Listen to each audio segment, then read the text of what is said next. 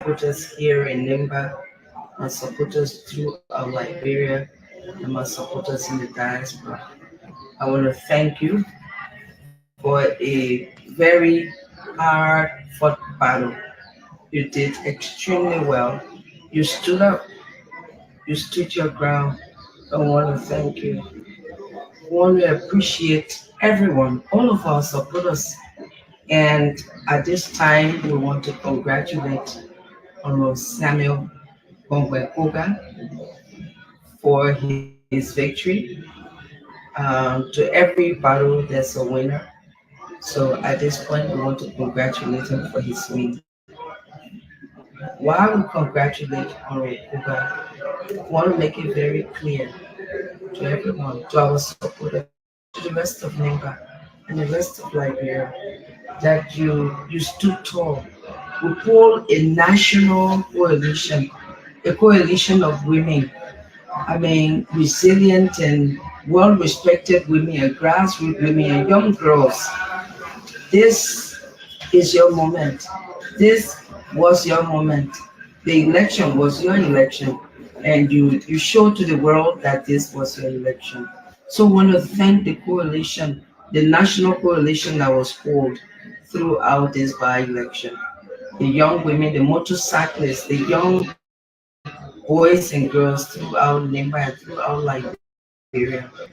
I want to say you must stay resilient, you must still focus. This battle might seem like it's lost, but the war is won. I want to assure you that we're going to remain engaged, we're going to remain committed, we're going to remain supportive of everything that we do here in Africa. Howard Taylor and Nobel laureate Lima Bowie, and many, many women of valor. I want to thank them. Our former minister, Akareli, um, and the list goes on. Our sister Charlie Bromsky, you list Victoria Kokoy. I don't have the list. I'm just going randomly. Momilo Joa. I mean, and the names are just so many. The um, Liberian Women Legislative Caucus, yes, the Liberian Women Legislative Caucus also came on board. And so we had a real strong coalition. It was amazing to see how when women stand together, they do good stuff. But I like to let the world know that this election was challenging. It was an election between an individual, a single woman, and a system, the government system, an entire government. You talk about the ministers, legislators, vice president, and huge financial, you know, um, outward that was put into this election. It made it challenging. There were so many things that we cannot mention, but I just want to tell the people that be that as it may, Honorable has won. I will take this time to concede, to thank the people of Nimba. Let's unify our county. One victory is a victory for everyone. So we need to come together as a county. In spite of all of the odds during the election, when elections are over, you bury your hatchets and you come on board to build your society. And this is what I'm calling on all of our supporters and non-supporters to do. The campaign has ended, the election is over. There is no need to throw jabs, there is no need to fight because the war is over. So I'm calling on all of our supporters and non-supporters to be civil and to live as families But there peaceably. is another buy Thank election. you. Thank you.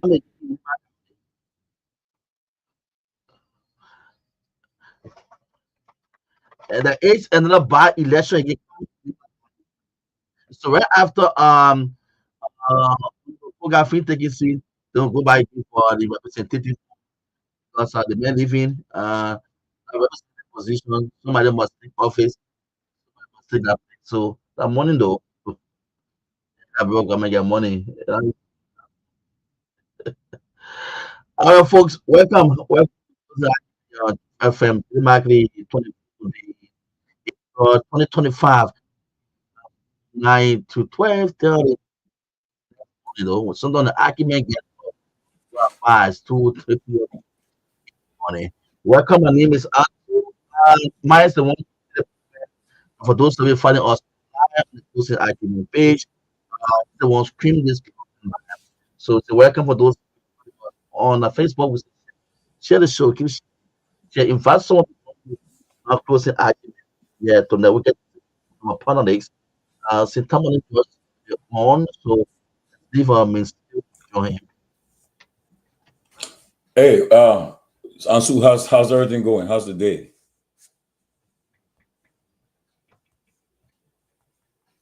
Ansu, can you hear me? I'm getting it's enough feedback.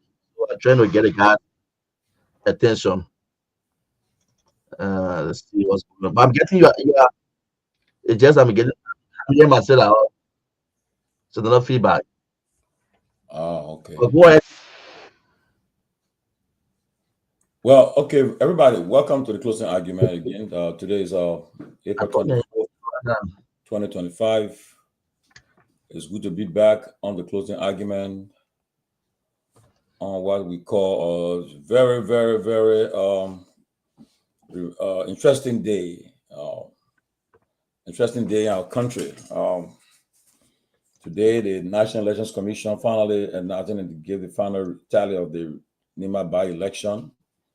And there's no secret that Representative Samuel Koga, G. Koga, is now the senator-elect of Nima County to replace the vacant seat left as a result of the death of late Senator Prince Johnson. And Madam Kehleboe Gongloe, who came second, have already conceded the race to him. And she made a special, just listen to the special remarks she made. And just after that, just before we get on the air, the President of the Republic, President Boyka, addressed the nation. You guys, it was on the radio? Ansu, it was on the radio? Yeah. It was on ERBC. But where's the recording? No audio of it? It was on ERBC and also online television was streaming it. So let's see what I can share with you before. Yeah, I want to listen to the president's speech. I mean, I'm reading it, but I want to listen to it.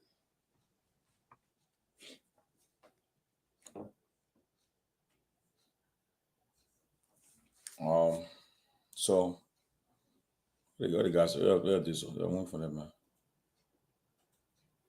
Oh, what's this?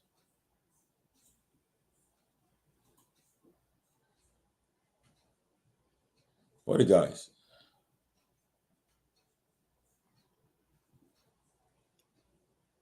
But anyway, I just want we'll start with the phone lines perhaps to find out from you can play the president's speech. Let me listen to it. Yeah, play. Yeah, so we can do that. Let me sit. It's gonna get a video up.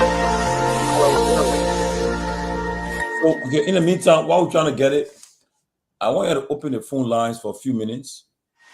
Let's get that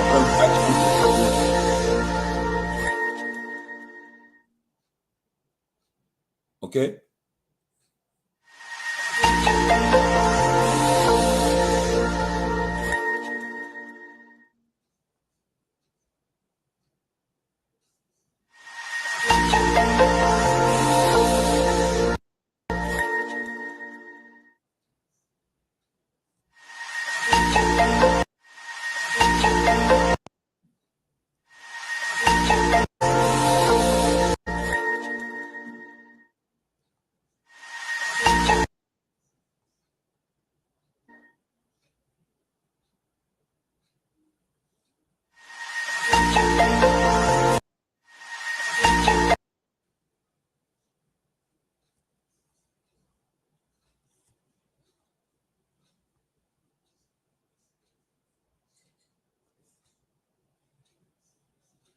both audio and video on our screen. So our technical team is working on it, Tomalin, to see how best we can get both the audio and the video up. Uh, so those of you that are fighting closing argument, uh, let's see. I think yeah, the guy's hands on already.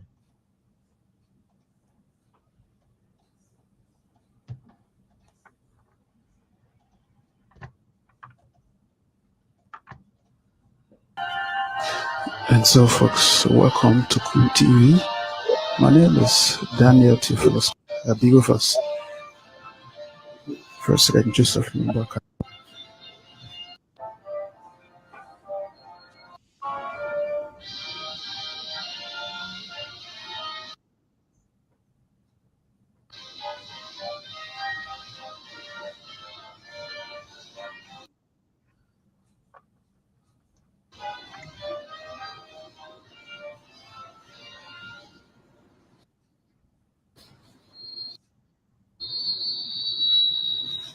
Hello, Liberians. Yesterday, April 23, 2025, the Supreme Court of Liberia, our nation's highest arbiter of justice, delivered its ruling on the Bill of Information relating to the ongoing impasse in the House of Representatives. As President of this Republic, I acknowledge the ruling of the Supreme Court. However, we must all note that the House of Representatives problem remains unresolved. Accordingly, my government has already initiated broad consultations with the relevant national stakeholders to determine the most appropriate and constitutionally sound path forward. We have actively involved our traditional and other national leaders in addressing the matter. In doing so, we remain fully committed to preserving the sanctity of our democracy, the principle of three separate or coordinate branches of government. Fellow Liberians, our Constitution and the Supreme Court have defined what constitutes a quorum for the conduct of business in the legislature. We intend to vigorously uphold this vital principle of our constitutional democracy. We will continue to work with a quorum that will ensure the full functioning of our government. Over the past months, we have watched with growing concern as the division in the House of Representatives remains unresolved, undermining public confidence in our most vital democratic institutions. Tragically, we have also witnessed the torching of the Capitol building, a national symbol of democracy, by arsonists intent on sowing chaos and discord. Today, we received report of acts of vandalism intended to desecrate the dignity of our public institutions and buildings. The police are investigating. Let me be clear, under our leadership, the government of Liberia would not be held by narrow interests or acts of lawlessness. The work of governance will continue and nothing will distract us from our duty to serve the Liberian people. We are a country governed by laws, not by a boss or self-serving ambition. Those who undermine peace, violate the law, or seek to disrupt national harmony will face the full force of the law and justice. To all Liberians, I urge you to go about your daily lives peacefully and confidently. Your government remains functional and steadfast in its responsibility to deliver services, maintain order, and uphold the values of democracy and good government. I call on every elected leader to remember their oath, not to themselves, but to the Liberian nation, state, and people. I call on every citizen to rise above division and demonstrate the enduring values of patriotism, unity, and national purpose. As we seek political solutions to the impact, let us do so with calm heads and committed hearts. Being mindful that Liberia is bigger than any one of us, any one person, party, or position. We will protect our democracy. We will preserve our peace, and together we will move Liberia forward. May God bless us all, and may God bless the Republic of Liberia. Oh, there you have it. The president, President Joseph Boakai, just addressed the nation, responding to the Supreme Court landmark ruling yesterday concerning the Bill of Information case filed by Speaker Kofa and the minority group. And today, he responded, especially in the wake of what almost all the top political leaders in the country, starting from Ambassador, former President Weah from the CDC, Mr. Cummings from the ANC, Mr. Moneyba, Dr. Moneyba from the Lofa Julius, I think all the parties and other stakeholders, other major stakeholders in the country responded and to listen to the president. For me personally, I see it as very, very, very disturbing. It's concerning. But I can say this though. I know I'm already getting attacked by surrogates from the government, but I don't really care. They can attack all they want. But this is very serious.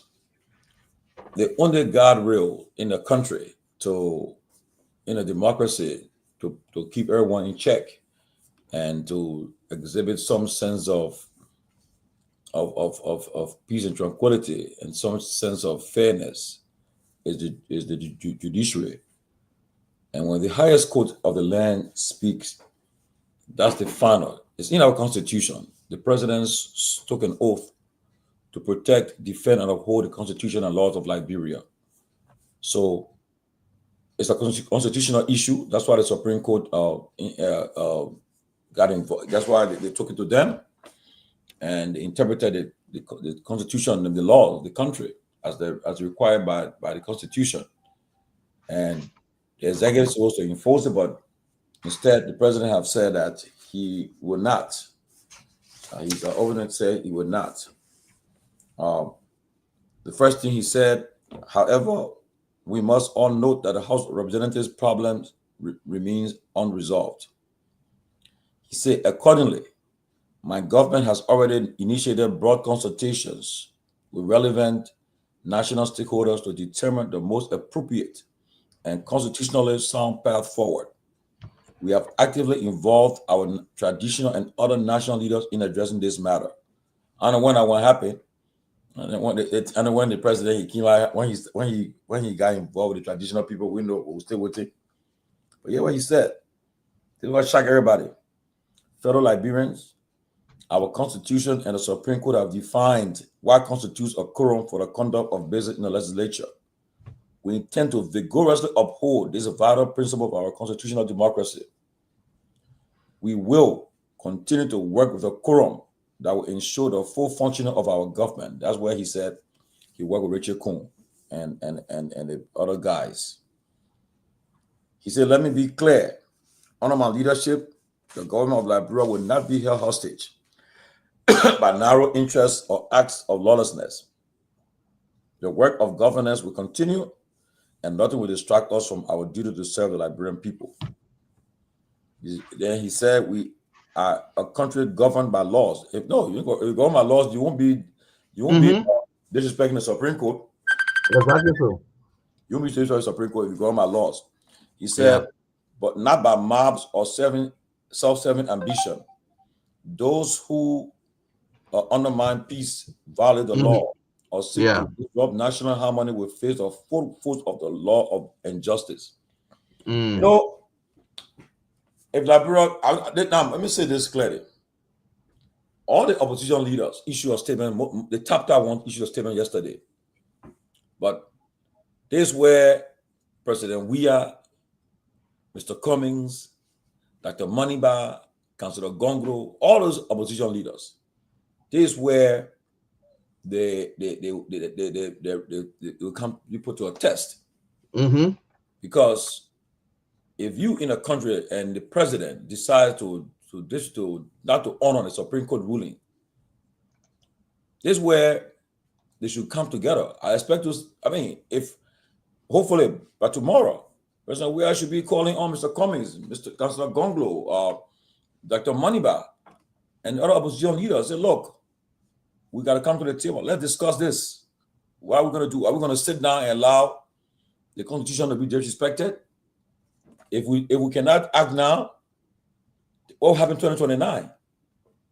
I mean, if they fail to act, honestly, you should forget about 2029.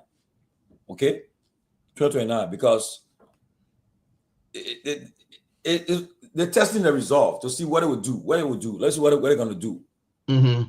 But if they come together and call all the partisans to assemble and they stage a nationwide protest until the Supreme Court of decision can be respected, trust me, President Barker and his group will cave in. They will definitely cave in. They will have no choice. Okay, you saw what happened when in 2018 when the COP did a nationwide protest, the whole country was shut down. Just imagine if opposition leaders come together and say, "Look, we cannot allow this to happen," and we will step in, call the partisans to assemble. I can bet my head. The police. How much police you use the police to go and attack these people to do what to them? But again, if they cannot act as leaders of the opposition, they may as well forget it. The Liberia is doomed. I can tell you that Liberia must forget it. If they fail to act and say, "Well, the judge going to be making speech and writing statement," forget it. Nothing going to happen. Okay, if they can't act now, this is the time for them to act. Get together, show leadership, call on other opposition leaders, because it's the only guardrail we have. If you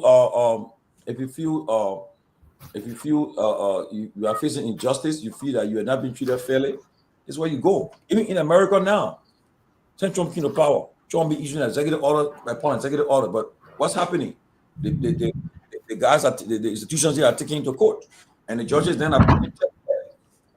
So if we cannot do it in our country, so tell me, tomorrow anything can happen in our country tomorrow, and they will tell you, you say you go to the Supreme Court, they'll say, waste of time, not to count it. Supreme Court that it will come out the ruling, who honor it. Who will respect it?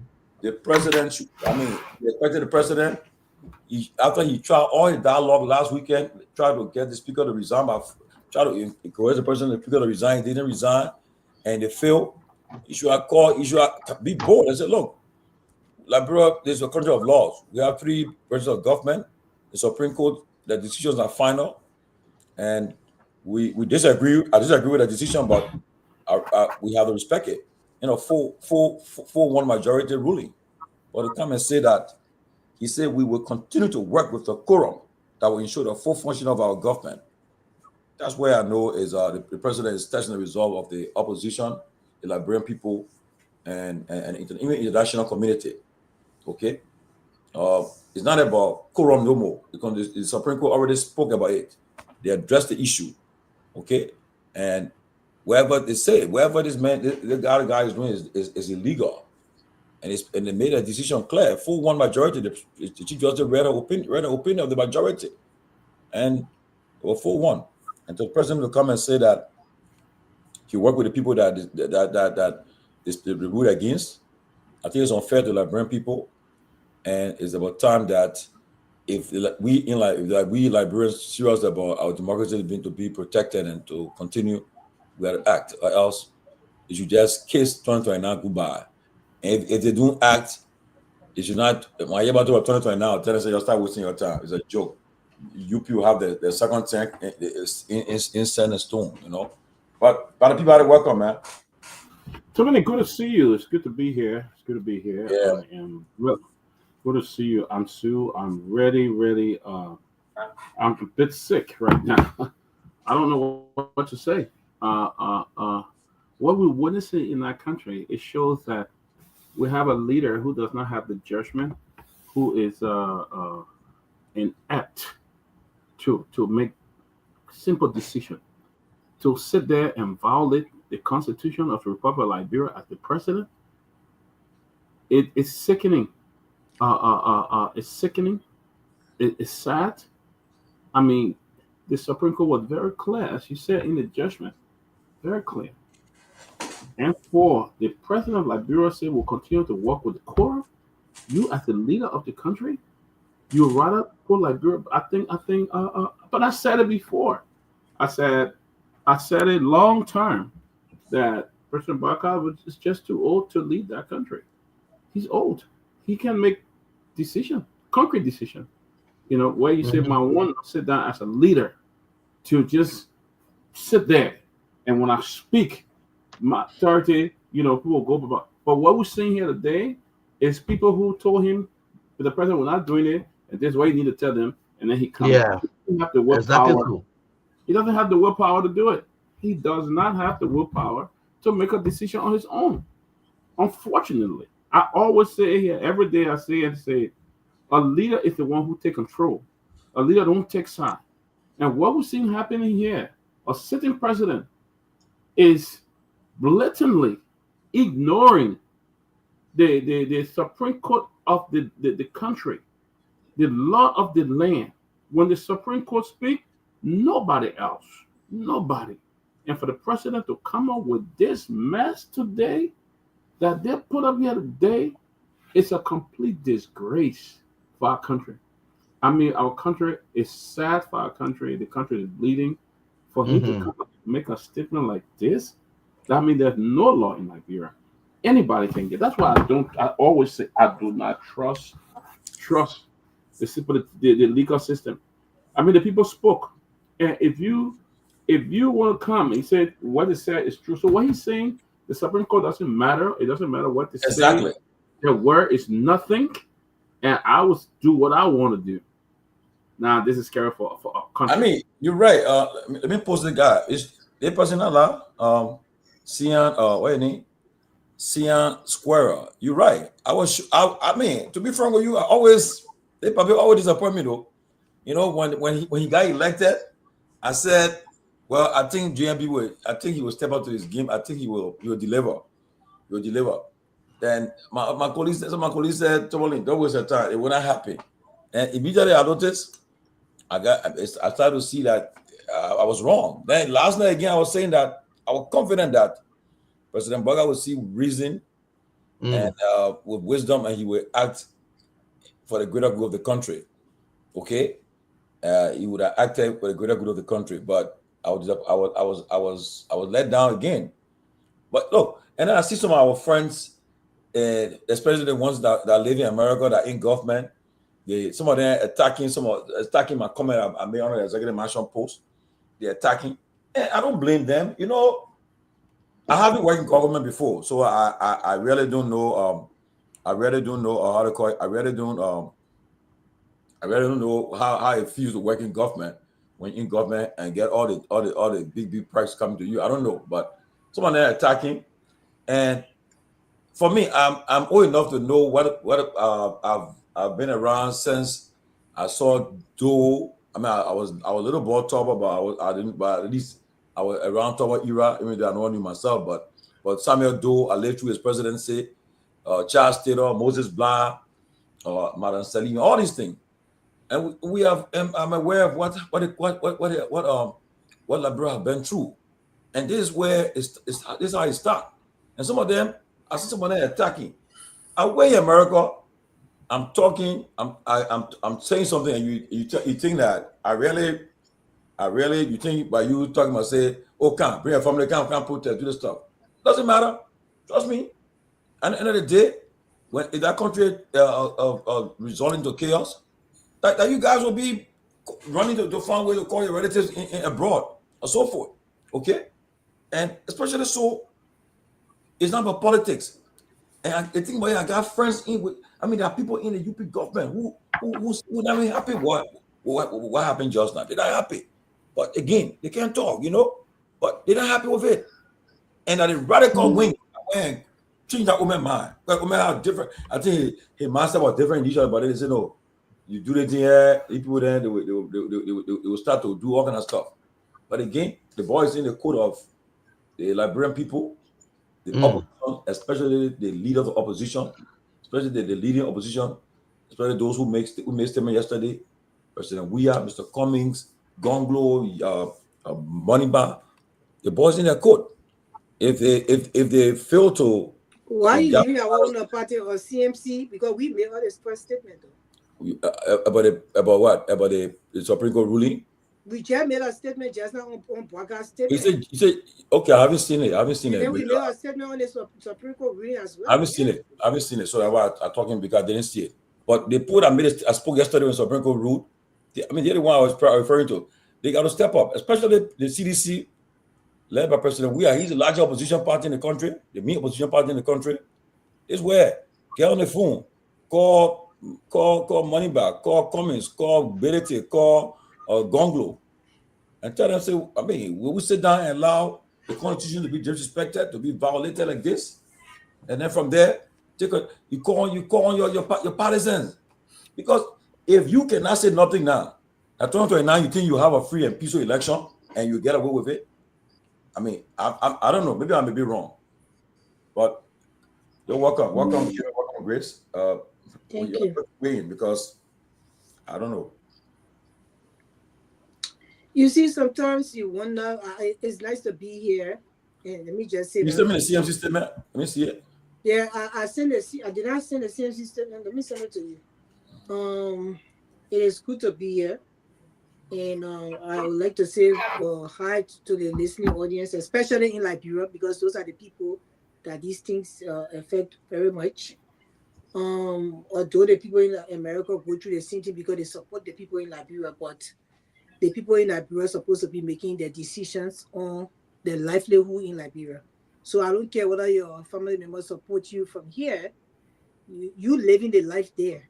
Because sometimes they are carried away by partisan and carried away by love for individual. You are going through the real problems. So that's the reason why you should be able to put your foot down. But it's sad, it's a sad day in our country. And what we're seeing happening is just playing out in a way that we are seeing that these people trying to bring chaos in the land. The highest court in the land made a decision and were able to come out and tell the people that this is what we agree, this is what we agree upon after looking to this matter, that Fanatic Kofa is the legitimate speaker of the House. I don't know what Waka and his surrogates of government or corrupt employees think that they can just come and do anything they want to do against the Supreme Court. As the executives, the highest office in the land, the Supreme Court is the highest court in the land. And you disrespect the ruling of the Supreme Court. You know what you're telling the international community about our country? Joseph Waka government is a gangster-racist government. I want to clarify that today. I hope they're hearing it. They are a bunch of gangsters and they want to bring chaos in our country. So they are telling us now that they are not going to abide by the law. They refuse to abide by the law. So when you tell an armed robber who will go armed rob somebody tonight that they're supposed to abide by the law, why you, the president of the country, refuse to abide by the law?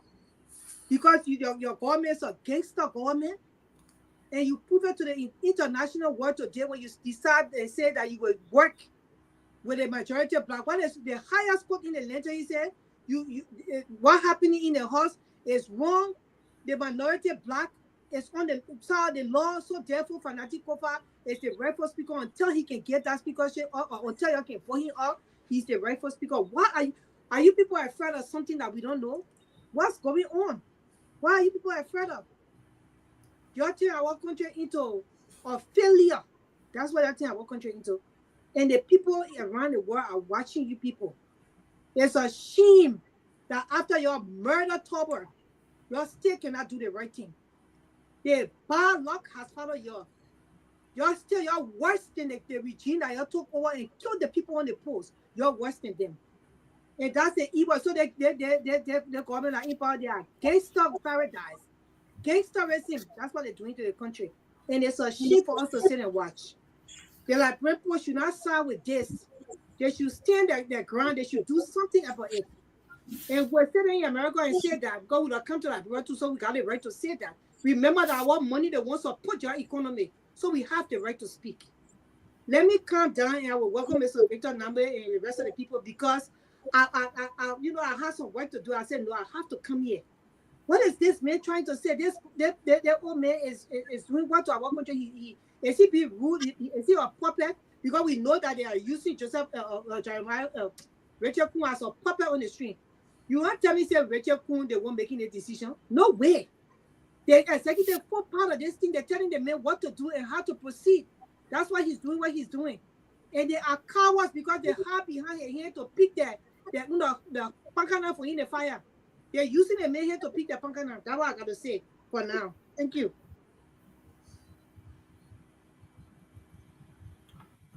Wow. Welcome, gentlemen. Mr. Gibbon and Mr. Nangwe, welcome. Mr. Gibbon, go ahead. Good to see you, man. Yeah, I'm laughing because for all the optimism, I told Honorable George that this thing, he was so optimistic. I told him. I don't want to beat my chest here like I'm some King Kong, but I told you this. I warned you and I told you. And I will read what Joseph Walker said. For the president of the country to not accept, he never used the word accept, he said acknowledge. Listen, man, when Dylan was here, I told you guys that were clapping for Dylan when he said the confirmation lasted 3 months and people were clapping. And I told you guys that this man doesn't know what he's talking about because there's a difference between the hearing and the confirmation. Hearing is the process that takes months because you got to investigate, you got to listen, you got to do this. The confirmation takes sometimes less than a minute, which he did. And came out here and tried to play with words. Is what Joseph Walker is doing here. He didn't say, I accept the ruling of the Supreme Court. He said, I acknowledge. I acknowledge. He didn't say, I accept. And had the audacity to say the Constitution, the Supreme Court gave him the right to work with a quorum. So he will continue to work with a quorum.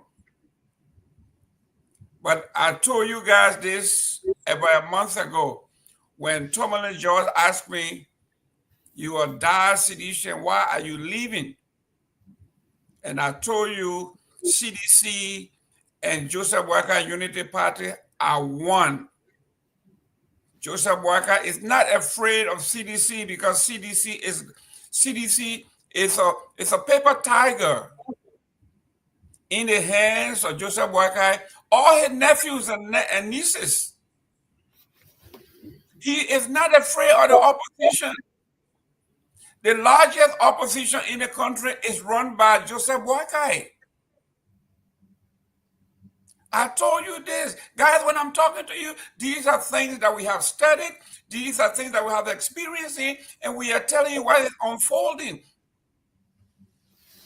If Joseph Boyka was afraid of the largest opposition party, which is the CDC, he wouldn't do what he's doing. I wouldn't respect them either. If I have my nephew, who is the Secretary General, I have my nephew, who is the acting chairman, I have my nephew or my niece, who is the chief of protocol, I have my other nephew in Kemia, I got my nephew, Sir Joseph, I have my nephew, T5, I have my nephew, Sir Foko, I have everybody in the CDC. I run the city. Why should I be afraid of the CDC? Now it's coming to play a month later after I made that comment here. Now you see where I'm coming from. This man has no fear of CDC. He has no fear of the opposition, because CDC is supposed to be the largest political party that everybody should fear. Watch out for the statement that will be coming out of the CDC. It will be watered down. It will be absolutely nothing. They will acquiesce, and this is the end of it. There is no opposition in Liberia. I don't care what you say. Say Jerome Gaiman says it, because I told you this a month ago, and I have been vindicated. Thank you very much. Mr. Namwe, welcome. Good to see you. Thank you, Dr. Peabody. Thank you, guys, and Grace. Good to be here. Sorry I came in. I don't know how much you've discussed. I am almost certain everyone is kind of disgusted and disappointed and shocked by what we're hearing coming from the executive mansion. And as you all know, I was one of those here. You said Tomalin, but I was one of those who was really optimistic that I thought that this thing had reached the end of the road and we were about to turn the corner. I met with the president and he expressed that he thought the country was being, pulled down and we needed to turn the corner and move ahead.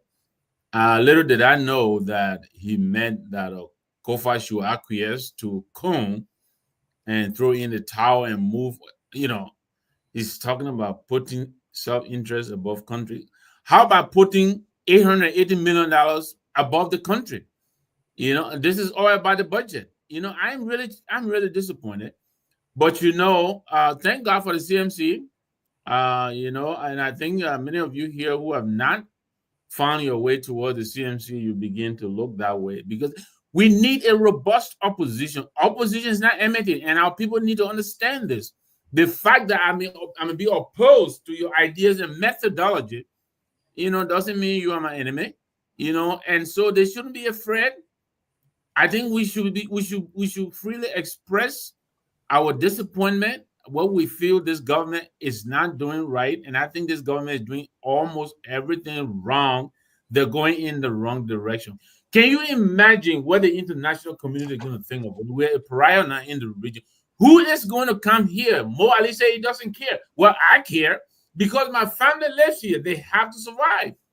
I have to make sure they can make a decent living. How are you going to do that if no investors are coming to help build the country? Obviously, the government is unable. They've been at it 12 months. They haven't made a dent into the problems that this country is confronted with. And now this. This is an artificial, this is a creation of our own. This did not need to happen. And this president is perpetuating it. I'm disappointed. I really am. I have a lot of respect for him. He came through the UPP and all of that, but I don't think this is what we told him in the UPP. To look at the rule of law as it has been confirmed and affirmed by the Supreme Court. He does not get to choose and pick which law to enforce. His duty is to enforce the law. They interpret the law and they tell him what the law is. Go to work and do your job. That's all there is. How difficult is that? He's talking about a quorum. What quorum? What quorum is he talking about? So, I know we're just starting the show. I will pass it on, but I got to tell you guys, I'm in a very bad place today. I did not see this coming at all. And it really portends very, very bad omen for our country. I think we're in a very, very bad place right now as a country. We have all of this nonsense that Trump is doing on the other end, which is shaking the whole world up. And here we are. This is a self-inflicted wound that we didn't need. I really don't know. I'm still trying to digest all of this. But, let's see how the opposition is going to react. I mean, Dillon is on record. He is a rescue lawmaker. He is on record. affirming and agreeing with the position of the Supreme Court. I like to see what he's going to say tomorrow. Mr. I Nambi, like to see what he's going to say. Oh, I just Nambi, got the with copy all of due the. respect, we say I, deeds and not words. We say deeds and not And I words. will. People can okay. say anything, anytime. We say deeds. Let your words match your deeds. I just got the copy of the CMC statement. That the first part opposition party to respond. Okay, but let me read it because it's some powerful words there. But I will comment after I read it. Citizen Movement for Change official statement for immediate release. A defiant president and a nation at risk. CMC sounds the alarm. Late this evening, the President of the Republic addressed the nation in response to the Supreme Court ruling on the Bill of Information filed by Speaker J. Funati Kofa and other members of the House of Representatives. While acknowledging the court's decision, the President astonishingly chose to disregard it, introducing a fictitious and unconstitutional concept he termed a constitutional quorum. This is not just a deviation from legal and democratic norms. We cut the air off. Deliberate. It is a deliberate act of defiance. Turn it off. That's how we do it. In the land. Peabody. There is no provision in the Liberian Constitution that grants the president the authority to redefine judicial rulings or to create new constitutional interpretations to justify political expediency. This movement is grave. Liberia stands at a crossroad between constitutional order and a creeping authoritarianism. The president's actions are an affront to the doctrine of separation of powers, a betrayal of the oath he swore to uphold, and a dangerous signal to those who believe in the supremacy of law over men. The Citizen Movement for Change CMC condemns this behavior in the strongest possible terms. We remind the president that he is not above the law. His primary duty is to uphold, defend, and abide by the Constitution, not to subvert it when it becomes inconvenient. The CMC calls, this is what I like in the statement, the CMC calls on all well-meaning Liberians, civil society organizations, religious and traditional leaders, political stakeholders, and our international partners to reject this dangerous posture and urge the president to respect the Supreme Court's ruling and recognize the authority of the Speaker as duly affirmed by the court. We are indeed in a trying time, but the resolve of the Liberian people is firm. The CNC will not waver in its commitment to democratic governance and constitutional order. Will not allow anyone no matter their status or title, to plunge this country into chaos or lawlessness. We are watching and we stand with the Constitution issued by Citizen Movement for Change. Look, let me say this. This is a very strong statement, very strong statement. But now, here's my point. You should take a step further, okay? The part that they call on civil society, it should not just stop there. You get them to come, call them together, let them come together, and their matter is not only for political parties. Say, look, this is a country. We all in this country together. Come forward now and let us now see what we can do now. Instead of just talking, we got to act now. Either we because if you demand that this person should be rejected, what he did should be rejected, further action. So if the leaders of the leader of the opposition, those who are the main opposition, the biggest opposition, the CDC, if they cannot take leadership to call these people together, then why the CMC they calling the organization together, then CMC leaders should take us that step. Call the meeting, call people, say come together, let us come and find see what next step we can take, the course of action to take. Because what they're going to, everybody there know, okay, we know for writing letters, speeches, statement, and condemnation, and then it's over with. But take a step further. This is a very powerful and strong statement from the opposition party, and they should take a step further by, they are going for we are or anybody else again. If the other parties don't want to come forward, take a lead. Call the citizenry together. This act. Ultimately, the first step then the people rally the conscience of the nation, rally the people together.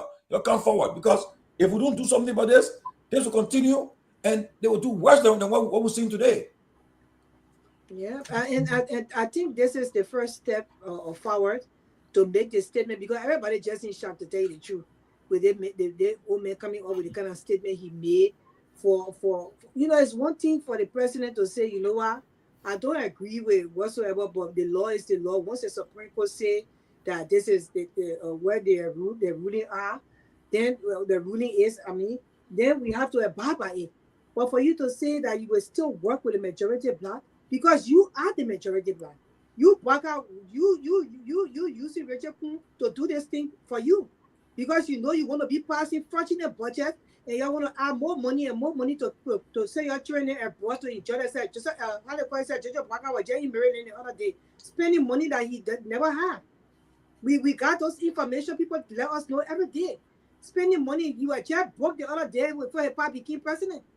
But you stand up against the highest authority in the land. And you say you will not listen to them. You will still work with the majority black because you are the person that's in that. You're just using Richard. I keep on saying you're using the main hand to pick your pangana in the fire because you don't want to use your own hand. So it's sad for us to watch. Like, bro, it's a sad time in the country. And the thing is that running for president in the elections, you will see all these people will come for almost 29 to 30 candidates. These people sitting there in the house, they must shut. That's why some people, they don't want to be so behind money because they all about them just going to the presidency and doing the COT.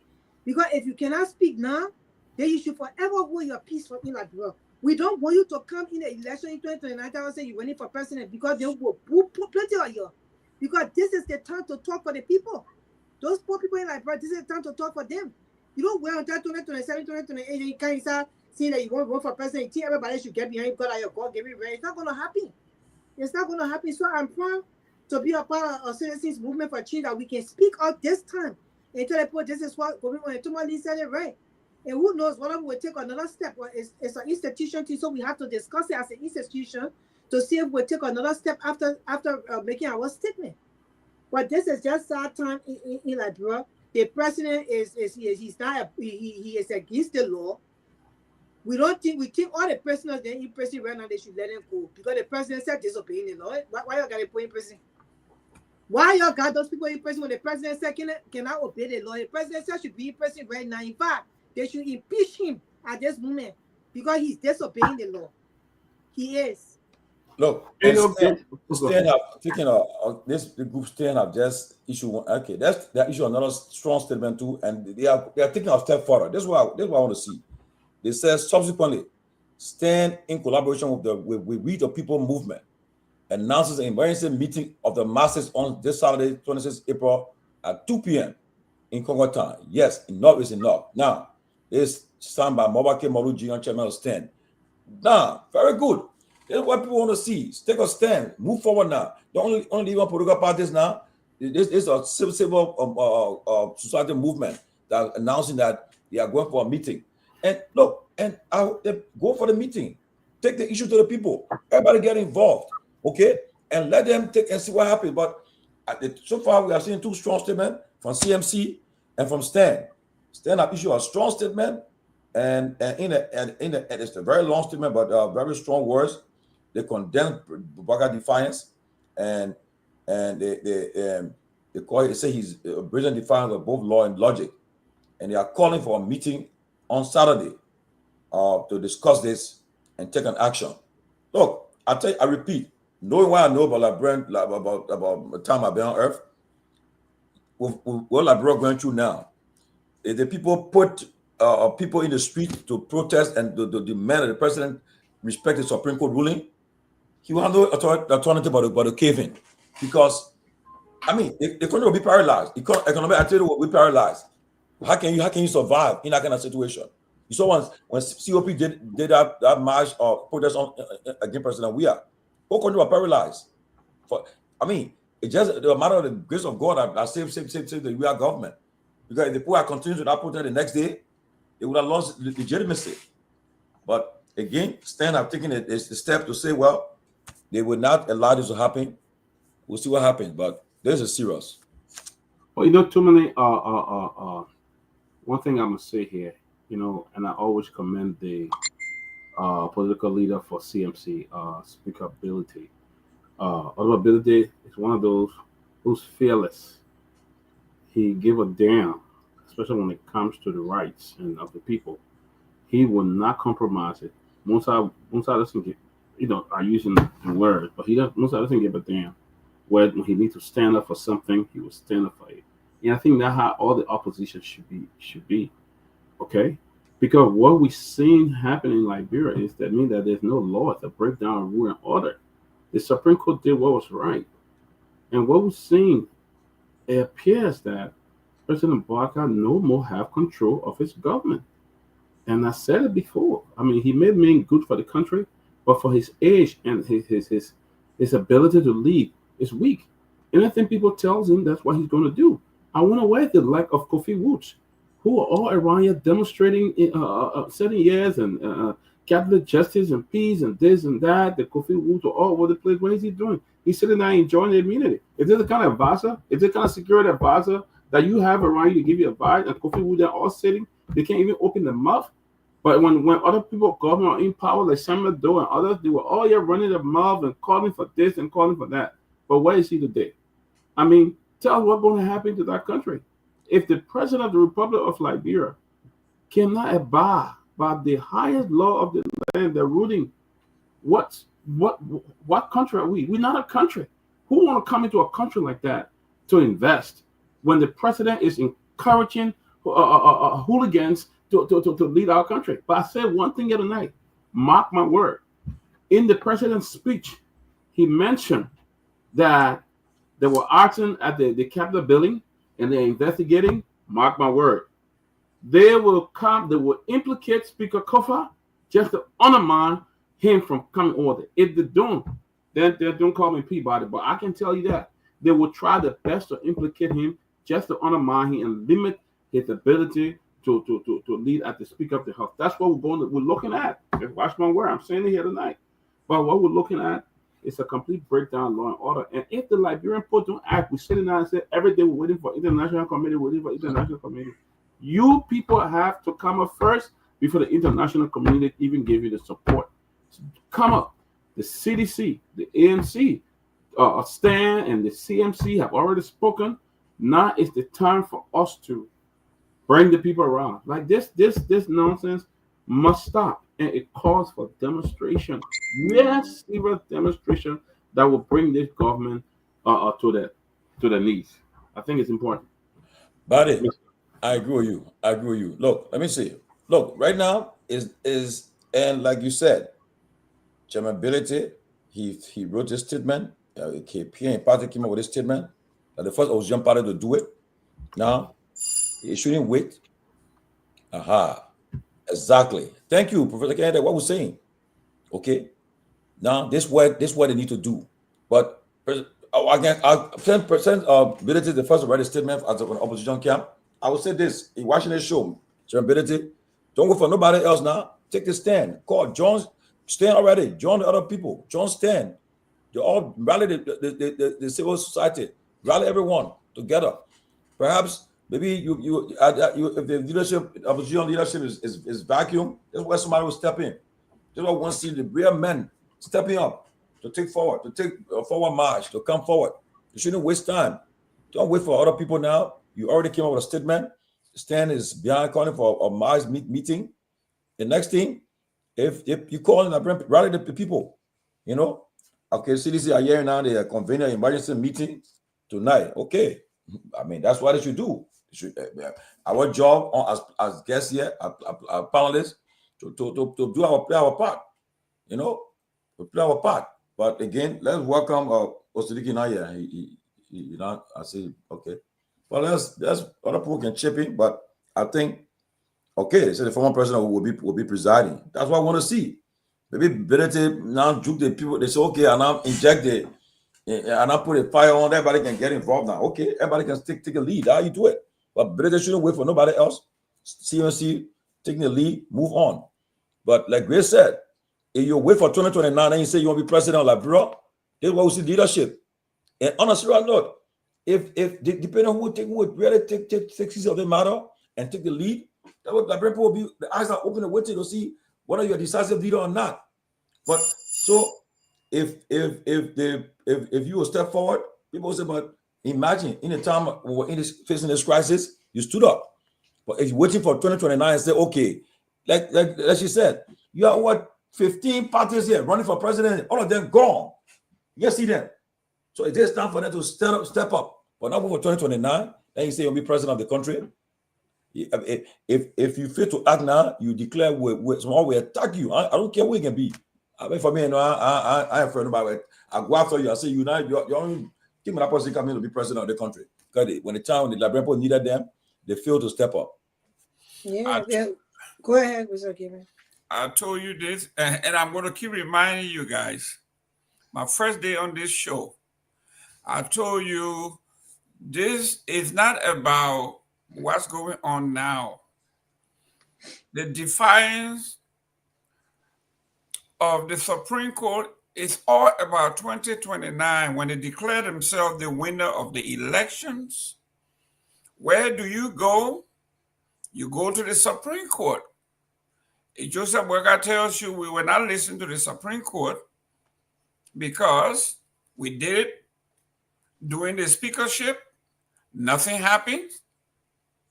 We're going to do it again, and we're going to win. And we declare ourselves the winner. There is nothing you can do. So this is what we are saying. This particular decision is not only about today. This is about the future. This is about 2029.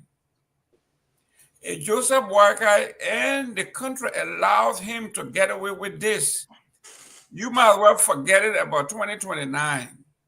Who vaguely says we are consulting our tribal leaders, and who does that? This is a constitutional democracy where the Supreme Court is the highest arbiter of law. The Supreme Court has ruled. Who else is there to go consult tribal leader to find a way forward? There is no consultation due. There is no consultation necessary. Our democracy and constitution does not call for consultation after the Supreme Court rules. So why are these people playing with words here and expect us to take it? And I'm saying, I challenge the CDC as they were robust during the Ellen Johnson Sirleaf time. We all knew what they did during the 12 years when Ellen Johnson was in power. From day one. So what's happening here now? They're going to go into a meeting and they'll come up with another lukewarm statement, and we're going to go consult and we're going to do this. Like I'm telling you, and I told you this when I was leaving the CDC, CDC is owned by Joseph Boyka, as evidenced by the statement that I keep making. CDC is only a paper tiger to Joseph Boyka. He is not afraid of CDC. If he was afraid of CDC and the opposition, he would not have done what he did. Broad daylight. This is thank you, Mr. Gimme, but let me tell you, to tell you the truth, this is a form of dictatorship. Seriously. For a certain president to disobey the highest court in the land. So there is no law in our country anymore. There is, although we've been seeing things like that, but Liberians, they still have hope, in this Supreme Court, and which the Supreme Court did the right thing. They still have hope. But if the president of the country, the highest, office in the land, the executive branch, for the men to come out and do this, the Liberian women inside should tell a lapa tomorrow. Nobody should even call them, to tell you the truth. Because it will affect your children. You're pregnant, you're thinking they cannot play your children, they can be born in that kind of society. That terrible to the core, you need to get on the streets. Nobody should even call your child, your guy on the street during the water and say, you know what? You need to bring peace. Then I could some more peace, you call, you need to go there. And we want peace in our country. Because this one is just beyond the Liberian make say it pass mad. It just passed mad. This Joseph Boyka man has become a dictator. And I don't think he's the one even running the boy, as everybody said. Whosoever pushing through him, they can tell the public, oh, Trina, say this now. So they just pushing him to do what he doesn't want to do. I feel that way because even when he giving speeches and stuff like that, he don't know we start to go to get on the pulpit to even go and talk what he's supposed to talk, to man the stand. He know we start to go and all that kind of thing. So he's being controlled. And our people should not just sit down and allow this to happen. This thing has been going on too long. They want us of representing Israel a problem. It has been going on too long. Look at how you can even went in our house today and started breaking pictures. In a normal society, do you see those kind of things? You don't. How these people taking our country to be? What they think that they own this country? That they got to make one other lawmaker trauma because that thing that you get the main traumatized. Seriously. Because of how they carry on this thing in the House of Representatives, that this thing cannot end for Liberia to move forward, for the government to start doing what it's supposed to do, for them to attract foreign investors and attract, nobody will want, even me as a Liberian woman, I would never want to carry anything to that country to go do business there because I will lose my money.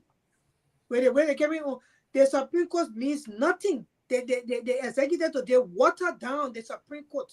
Water down that court that when you go there, you don't even care what they say anymore. Because if the executive telling you they cannot abide by the law of the Supreme Court, the ruling of the Supreme Court, it means that the Supreme Court, the court means nothing like bro. We already felt that way somehow, but we still have hope in the highest court, which is the Supreme Court. All the other court, they say everybody knows what water down. Because when you go there, once somebody the other person get money, the other person don't have money, the person who got money will win. But you tell our highest court in the land, then the president in the highest seat of the land say you can't abide by the ruling of the court.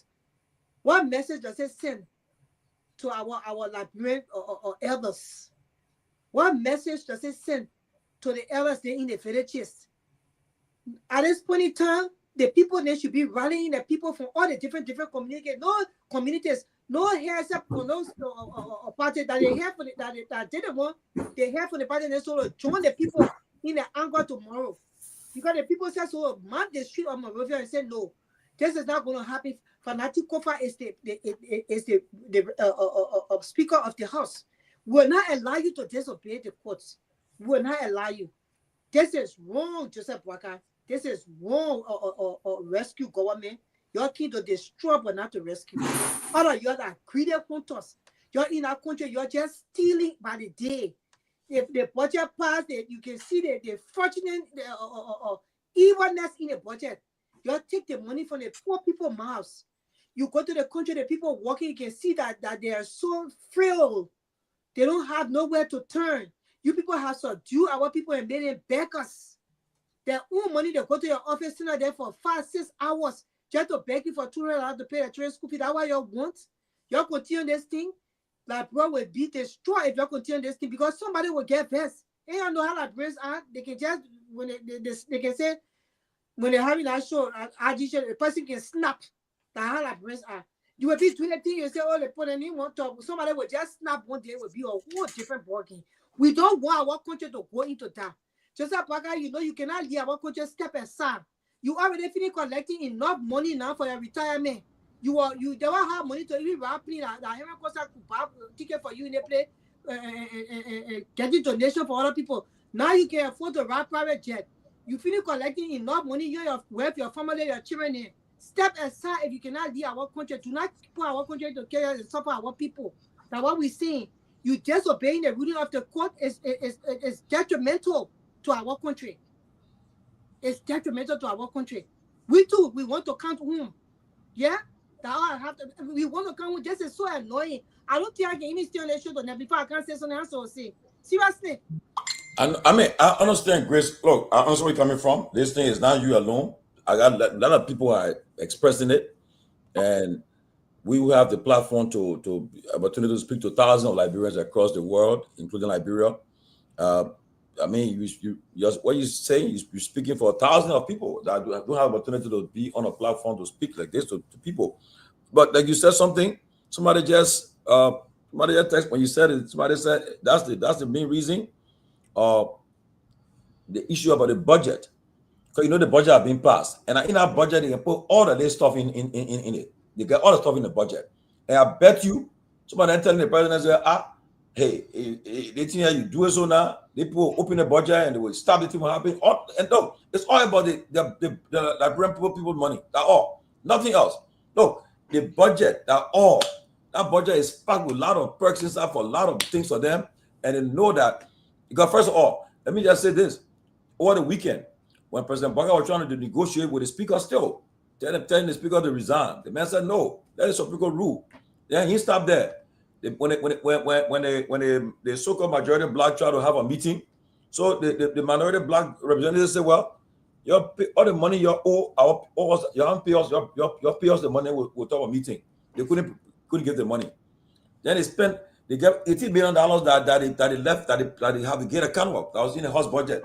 All of it coming to mind, and people benefited from it. So the reason why is the budget have been passed, and people got money into the budget, so they can't afford to see somebody come and disrupt that whole operation.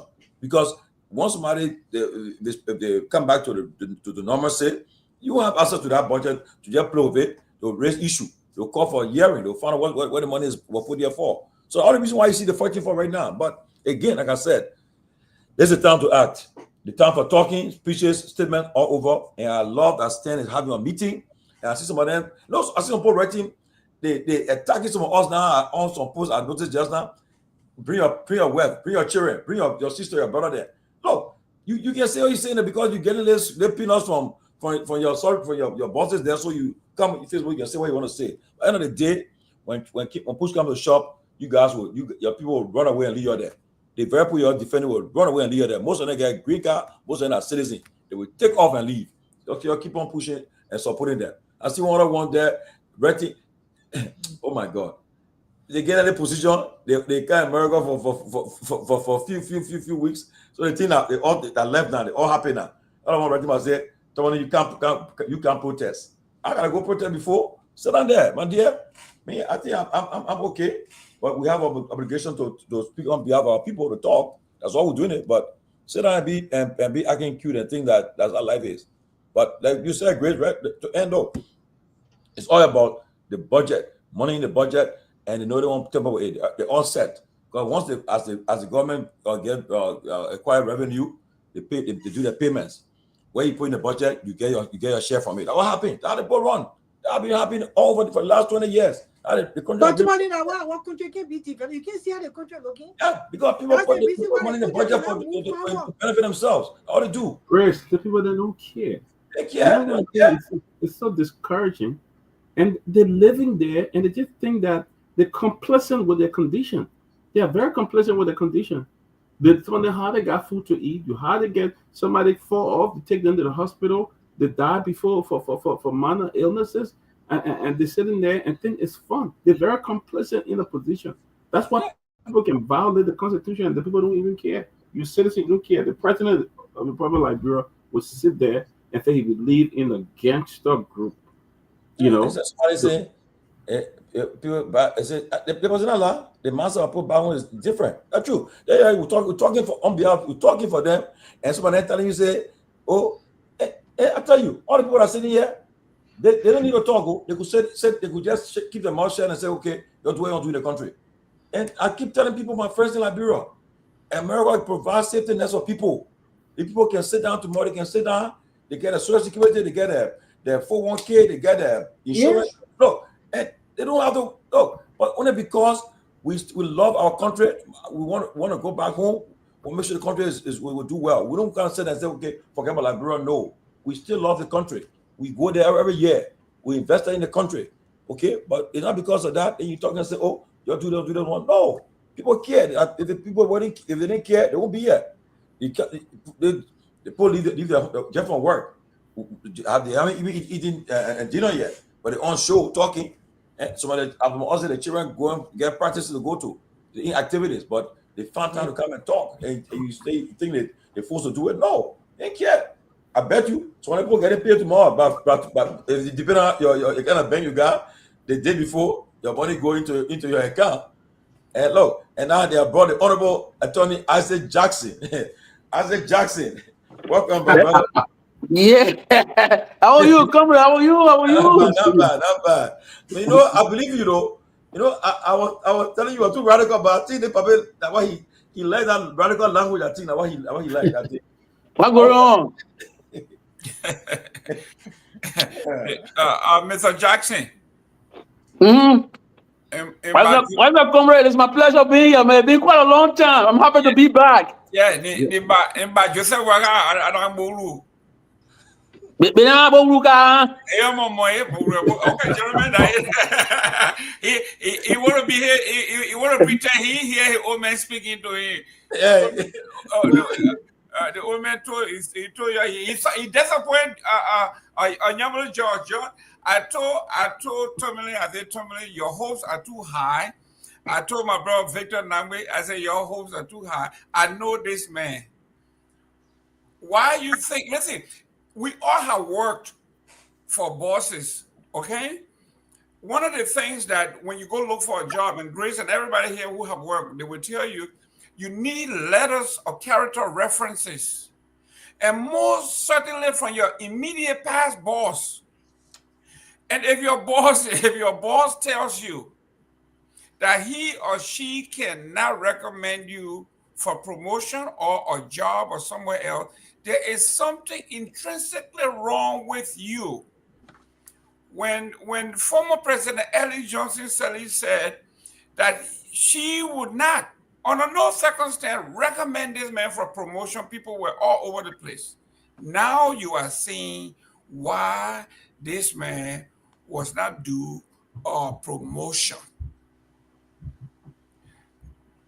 Ellen Johnson Sirleaf have been vindicated.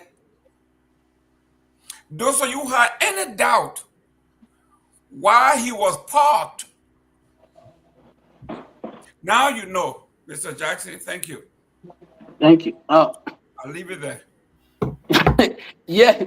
I was not following the question, but if it is the question that I've answered earlier on another show, then we can pick up on it. Are you guys discussing the latest development of Bouaka saying that he would disregard the court's opinion and work with Kun, who has the majority? That's Yeah, correct. the latest way I pass it, just Bouaka your dad. You know, when I was on the previous show, while I was having this running conversation, the statement I concluded with on that show is what I would want to start with here. And I place on record the quotation of Dr. H. Boerma family, one of Liberia's venerated intellectuals. When he went to the TRC hearing, Dr. Famula was heard cautioning the Republic to be careful about people they gave power to. He said, those vying for public offices who want to be given power, they should be examined by a team of psychiatrists. And his argument was that there are mad men around Africa and even in Liberia. And if we were to mistakenly give power to one of those mad men, he said they would have plunged the country once more into the depth, DEPTA, the depth of darkness. He said they will not only abuse power, but they will abuse the dignities of those who gave them power. This is exactly what we are now seeing on display with Mr. Bouaka. He's not just abusing power. He's not abusing the dignity of the democratic institution in Liberia. My sister, my colleague, friends, Liberians who are listening to me all around the globe, which country can you point to now? And which president can you point to now that will basically disregard and treat with contempt the opinion of a Supreme Court like Bouaka is doing? Only somebody who's showing signs and signals of madness. Power must have gotten somewhere that you will be able to do this as Mr. Bouaka is doing. Not even Trump, who controls the conservative bench. The bench will reverse some of his executive order. He will take appeal. Recently, the court judge encouraged him to get Brother Garcia back that he took to El Salvador. You know, for Bouaka to look at our court and the opinion of the court, the law is the law. To say, I don't care about what you say, Even though the court has said if those people on our side, even if there were 1,000, the fact that they didn't do the right thing, the action will be ultra viral. It will not be supported by law. But I say, oh, the way I see Quran, that way I go. Imagine this. It's a spit in the face of the justices of the Supreme Court. But before we deal with that, I would want to say, let us not gloss over this history that has happened in our country. For me, the courage of the justices of our Supreme Court to stand up to the executive, not to bend their knees, is something that is no worthy of praise. You know, when Liberia fought this senseless war and 250,000 people got murdered or killed in our country, it was our women who braved the storm, who flew to Accra, having prayed for the Republic for a long time, flew to Accra and did something unorthodox that constrained those men to sign the Accra Peace Accord. Liberian women have always preserved the sanctity of that country, the peace of that country. Today, we have a female justice who say, I will preserve the sanctity of our democratic constitution. I will not kowtow to all the pressure from the executive. I will not bend my knees. I think her action and the action of those justices, because right now the court have 3 female justices. When people expected that the court would be weak, the court is showing judicial courage. Yes. And we have one old man who is 80 years old. Knees are wobbling. He has nothing to leave behind for the children and children unborn. But he once more wants to plunge the country, like that the family will say, into darkness. If you have a president who is a lawbreaker, who doesn't respect the law, where are we headed? Where are we headed? Mr. Bwaka appointed a justice on the bench, a female, a respected and towering lawyer. Justice Senator Clinton Johnson, right? Justice Clinton Johnson still looked at the so-called majority bloc and she signed with the majority and said, this is wrong. You think Justice Clinton Johnson hate Bwaka who appointed her to that bench? No, she doesn't. She has decent respect for the law and the procedure. Is it Justice Clinton Johnson or Justice Senator? No, we got Justice Clinton Johnson and we got Justice Yo. Yo is the Chief Justice. She's the Supreme Court Chief Justice. Justice Clinton Johnson, Senior Johnson, she was married to one of the lawyers to Kehleboe Johnson. But she was appointed, but she's a very respected lawyer in the country. And you obviously you have Justice Wolokoli, right? Hector Howard Wolokoli. So we got 3 female justices. So today, it is our women that preserving the sanctity of our democratic constitution. And Bwaka is not trying to do violence to the law. What he's doing, he's believing that because he action all along, anybody who at least understand one ABC in law will know that Mr. Bwaka has been complicit in the whole speakership saga. And because of his complicity, he can't pull back now.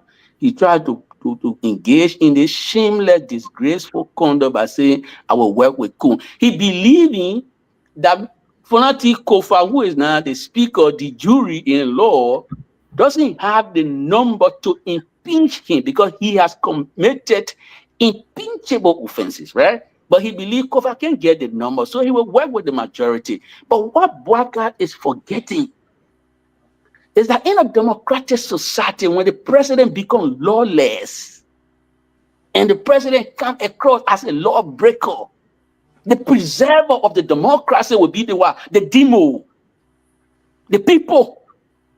And if you read law very well, they will tell you that the judgment of the people is above the judgment of even Bwaka. That's why when our people stood in line, they voted for him. It was their judgment. If the same people believe that Bouaka is in cahoots with Kum and they are metaphorically urinating on our constitution and abusing the dignity of the Supreme Court as he's doing, the people can stand up and say, we preserve the constitution. We now watch the president to go on this spree. And so Bouaka overlooking that. Because even in the constitution, they say, what? All power is inherent in the people. So when the people stand up, what will Bouaka do? Why are you doing all of this? This is shameful. This is disgraceful. I said, well, Very true. I said, It is. I want to say something quickly, right? Mm-hmm. Gordon is an author of Revolution 2.0. You know what he said? Because you said all power is inherent in the people. That's why our constitution says. And he says that, my husband told me this morning, he was reading this stuff to me. He said, the power of the people is greater than the people that are in power. That's it. The That's power of the people are greater than the people That's that are in it. power. That's it. God do not sit there and let the people get away with this. That's what we are This saying. is embarrassing. You It is have it. embarrassing. You know, people that are in power, they don't have the power. You have it. Our women of like we are proven over in time and Over again. and again that they love the country more than somebody, man. Yes.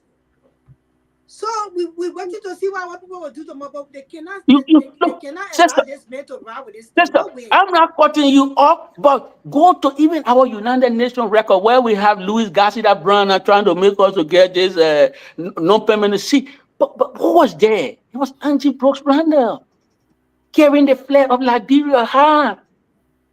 On the African continent, the first democratically elected female president put Liberia back on in the spotlight. Female. Bouaka, you can. And on that show, I call Omaran Johnson Selly. I pray for indulgence to pick up the telephone and call Mr. Bouaka and tell him, we can't stay there for you to put the country in trapcracy. Because what you're doing now, you won't put the country in conflict. Because if you, the president, will be the first to say, I don't care about Supreme Court opinion, then you invite in trouble. We don't want it, Mr. Bouaka. If you want to go to Freetown, you can go peacefully, but don't leave the country in flames. She has to do that now. President Weah, then she needs to tell Mr. Bouaka to stop it. President Weah, on the other hand, as an opposition president, he has a moral duty to rally her people to stand up for our constitution. It was Mr. Weah respect for the constitution that paved the way for Mr. Bouaka to come to be president. Weah did not treat the constitution with contempt. How can Bouaka treat our constitution with contempt? And Weah was said supinely. He shouldn't. I acknowledge the press statement he issued, but we got to go beyond issuing press releases now. We have to be action-oriented. Brother Cummings, he got to go to the barricade too. Bouaka doesn't own our country. The country is not a private estate. If he believes that because he's president, he can do anything and get away with it, we got to tell him, no, Mr. President, it is not that way. Nobody is above the law. The law is superior to all social classes. And I have thought that considering that Bouaka and his people lost in the Supreme Court, they were at least eating some humble pie and find an amicable way to resolve this thing. Instead of putting the country in flames and be arrogant and be very contemptuous to the law and to the court. This is embarrassing on every level. So we have to stake here in Nigeria issuing press release. He has to be in the front of the road to tell the people, say, let's stand up for the Constitution. When the Constitution go in flames, they play, or I will not say that. The churches, the Council of Churches, they have a place here. When the country goes in flames, they will not go to their churches to pray. Okay? The bar cannot be quiet. When the laws are being urinated upon, like what Bouaka is doing, the bar can be quiet. I don't know who has a bar now, but Bobo Vama, you are there. You have a role. The press union of Liberia can be quiet. Bouaka is spitting in the faces of our democratic institution. We can't be quiet. This is a rallying call for those who love our country, not those plastic patriots that are buying their knees to Bouaka and telling him to go on. I'm talking about genuine, authentic patriots who love Liberia and don't want Liberia to be a laughing stock. Now it's your time to stand up and say, enough is enough. We can't take this. Look, since Bouaka came to power, he has shown no respect for the law and for even the judgment of the court. There's a pattern here now, if you pay attention, right? The first thing he did was to disregard the opinion of the court by finding way around it. He skirt around it, SKRT.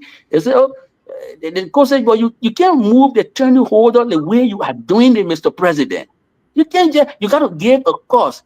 Suddenly, Bouaka went for some kind of cost, suspend everybody and brought the same old people back. That's Bouaka violently uprooting attorney holders. That's what he did. That's the first thing he did. The second thing he did, as though there was not a constitutional Article 34 or a PPCC that said that you be competitive public bidding before the government brings in. Bouaka brought yellow machine in reckless disregard to the PPCC. This Bouaka. Article 34 says, before you negotiate for something like this on our behalf, our lawmakers should have a say. One lawmaker ain't got one idea how 30 machine came in the country. All of these are violations of the Constitution. And Bouaka continued to do it. Because he did those things, without any guardrail, he think he can just continue. That's what he's doing. So I'm encouraging, I don't want to monopolize. So, but what's next now? I know you're seeing everybody talking, we want to know what the people can do from here. What the people can do, what the people can do, sister. What the people too will need guardians, and that's where we are and other people become critical. That's where Komi become critical. That's where my friend Moba Kehleboe. You don't overlook what Moba is doing. You know, these things can happen. Fate has its own way of putting people in the right direction. Moba was thinking about what? Enough is enough rally, right? And the president is showing that really enough is enough. So Moba Kehleboe is mobilizing his people. I don't care now. We can work with any and everybody who loves Liberia. Okay, if Moba Kehleboe loves Liberia, he's planning his rally. George, forget about your differences with Molu. Let's work together and tell Mr. Bouaka that we need a peaceful Liberia. Supposed to come together. All the opposition supposed to come together. I mean, Mr. Bouaka just made this dangerously ludicrous and ridiculous comment. I want to ask you a law question now. You a lawyer. So yeah, so the way I want to ask you the question in the way I want people to understand. The way now the Supreme Court ruling already the Bouaka finished stepping on it because he Bouaka pissed on the Supreme Court ruling. I would say that. I know that people don't let to hear raw fact, but I would say he pissed on the Supreme Court ruling. So what is the next step for the Supreme Court or what are the rule of law caucus? The people who want inside the rule of law. What the next step? So there are a few things that could happen under these circumstances, right? And before we got to this point, I wrote an article entitled "Bracing for Uncharted Territory." I think our colleagues put it on the page there, But little did I know that Bouaka would really double down the way he done, right? But there are few things that could happen. The first thing that could happen if the court, but I'm sure the court will want to avoid conflict. But if the court decided to stand up to Mr. Bouaka, the court can issue criminal contempt. Okay. Right? So they can call Mr. Bouaka to give reason why they should not hold him in contempt for disregarding the opinion of the court. The other thing that is provided for in the Constitution is in Article 7. It says that if you disobey the court's opinion, which is a law, then we can charge you for treason. All right? Now that is for the political people, to take charge of. The other thing that is provided for, if you violate our Constitution, like Mr. Bouaka, I have thought that would have been our argument had he done. Because, one of the things he did was When I say he was complicit with the Kun group, he worked with Kun even though the law was not on Kun's side. So he delivered what they call the annual message, the Sunnah. Article 58 of the Liberian Constitution called for that Sunnah to be delivered. But the fact that Bouaka delivered the Sunnah to a man who was illegal in the eyes of the law, that Sunnah was not delivered, right? So I was basically going, I thought he was not going to be as simplistic as he is. I was going for that technical legal argument that, look, Bouaka delivered the Sunnah to Kun. Kun didn't have the authority provided to him in keeping with the Constitution to preside, because the Constitution says it is the speaker that will preside. He was not the speaker elected the jury, and as such, the Sunnah was not delivered. And on that basis, we could also charge Mr. Bouaka for a violation of the Constitution, because the Constitution, Article 58 says you should deliver that Sunnah, meaning he didn't deliver it, and then we could start an impeachment proceeding against him. So Bouaka seeing all of these things, and he think that because these are political action, impeachment is a political action, he got number of people on Kunsa, and Kofa 30 people can make the decision to impeach him, so he will work with Kofa with Kun. But the danger in doing this is, like Dr. Famule say, you disrespecting the institution, which is the court. You disrespecting the dignity of the people who even elected you, that you throw into them, that you don't care for the law and you can do anything. If the president is the first to violate the law, who's supposed to respect the law? So these are the things that we have to deal with. Now, if Kun people who are in large number can impeach Bouaka and Kofa can get the number, then our people, the people, the Liberian citizens who stood in the line and voted for Mr. Bouaka can again rally and say, Mr. Bouaka, you are carrying the country in the wrong direction. You either change course or you step down. It happens in Egypt. Muslim Mubarak was one of the longest serving leaders in the Arab War and in Egypt. When the people got ready, they said, my man, the constitutional court failing us, the legislature in who were you better? We can't take it. We can't in the street. And Mr. Mubarak, you got to go.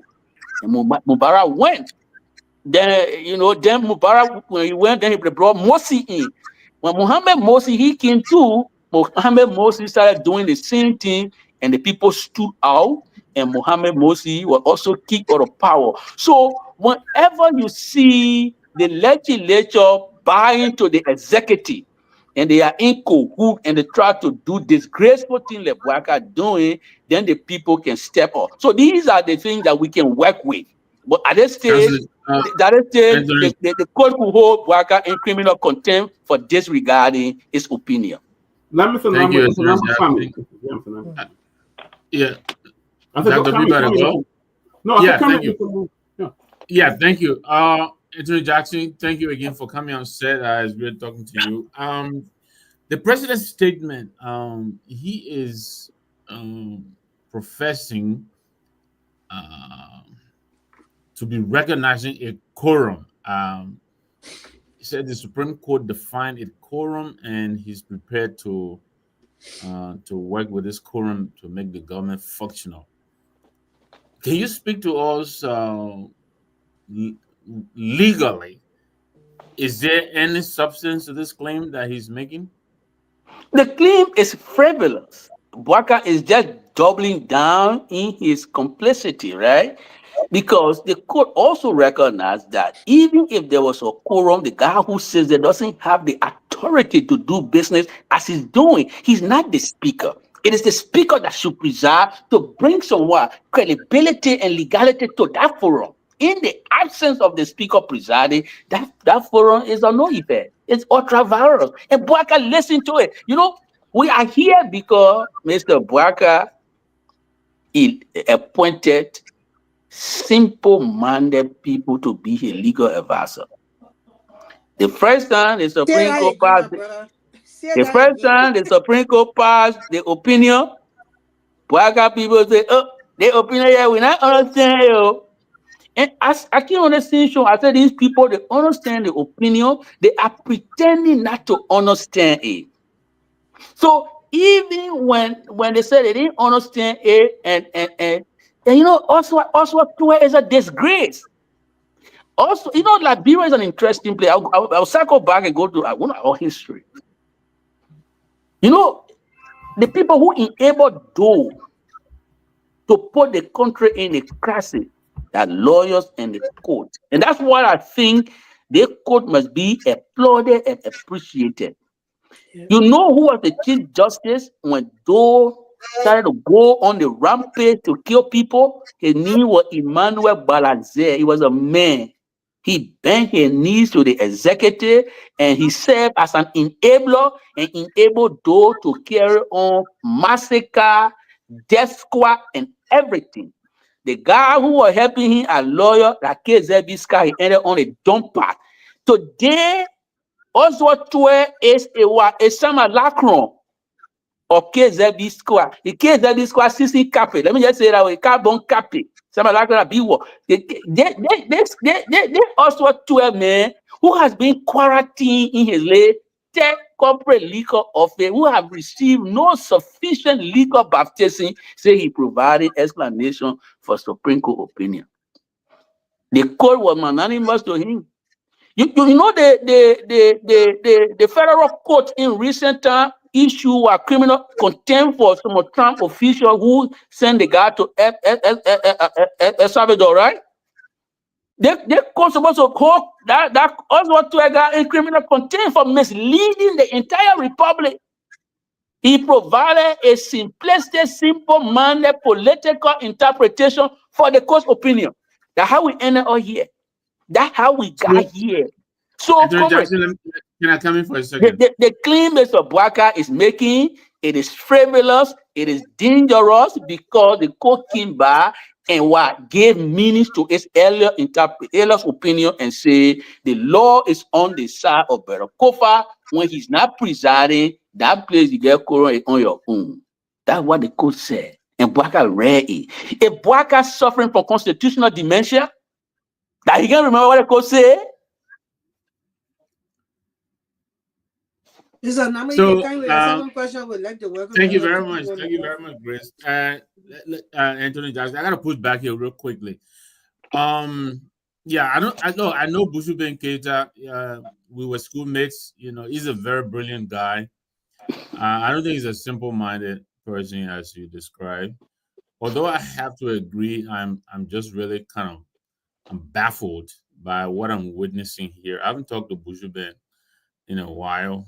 And I have to understand, you know, some of the thinking behind if he is the one who is the cardinal advisor to this president on legal matters. I have to understand what's going on. But he's not a simpleton. Two, let me just go on this, and I'll pass it on to you. Okay, for full disclosure, Justice Emmanuel Balazer is my father-in-law. He was two-time Chief Justice of the Supreme Court. The first time he was fired, I'm sure you know that. The second time he came back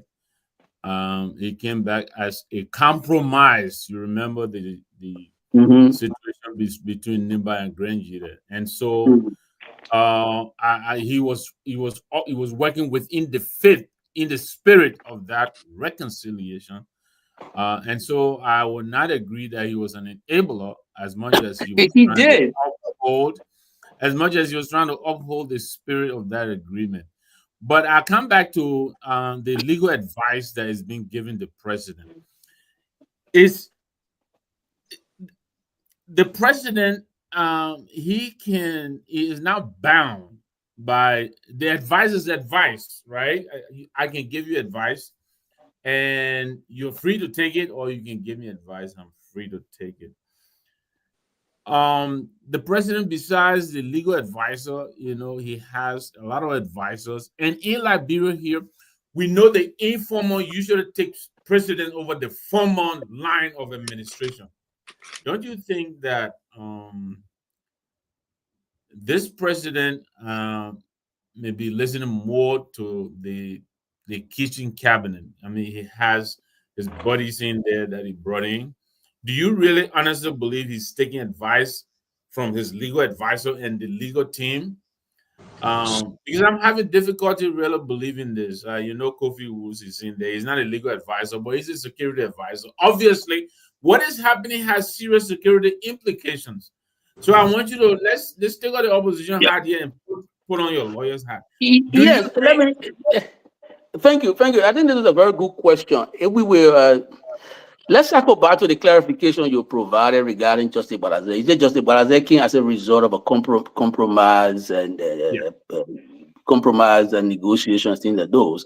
But if you go to the history of our judiciary, you will know that the public confidence in the judiciary was at its lowest during the tenure of Justice Balaze. And there is now one thread of evidence to show when Justice Balaze benched rule against Doe. If you were sitting at Chief Justice and Doe did all of these things, are you trying to absorb yourself of culpability? I don't think Justice Balaze, even in his grave, he would do that. He can't. The records are there, clear. He ain't able to. There's no if and end about it. I'm sorry that you married to his daughter, but that's the history. We can't have our history. We can't engage in revisionism, because we know somebody will try to distort the history and dodge it. No. But I guess who have done his best to stand up to do. He didn't do so. So we come back to the current president and you say, oh, Buju Ben. I know Buju Ben too. In fact, and I will say some personal thing on the show because I like to be truth teller. My former brother-in-law and Buju Ben are best buddy. Masekwe. I thought Masekwe is my former brother-in-law. I thought Masekwe and my older sister got a son. So I thought Masekwe and Buju Ben are our hand in glove buddy. I interacted with Buju Ben when I was buddies. Good buddies. I interacted with Buju Ben when I was at the Ministry of Information. He will come there to visit Arthur. We'll all go to the place there, and we're friends. But here is this: Buju Ben have not shown us ample evidence that he's not one of those people who have a corrupting influence over the president. Why I say so? There was a simple case that Buju Ben put his signature on. The case involving Julie Andy. Bwaka, being a man of vengeance, very vindictive, doesn't regard women's position. That's why today he disregarded the opinion of the Chief Justice because he's a woman. Bwaka came, and then they said they were scraping Judy of an honorary title.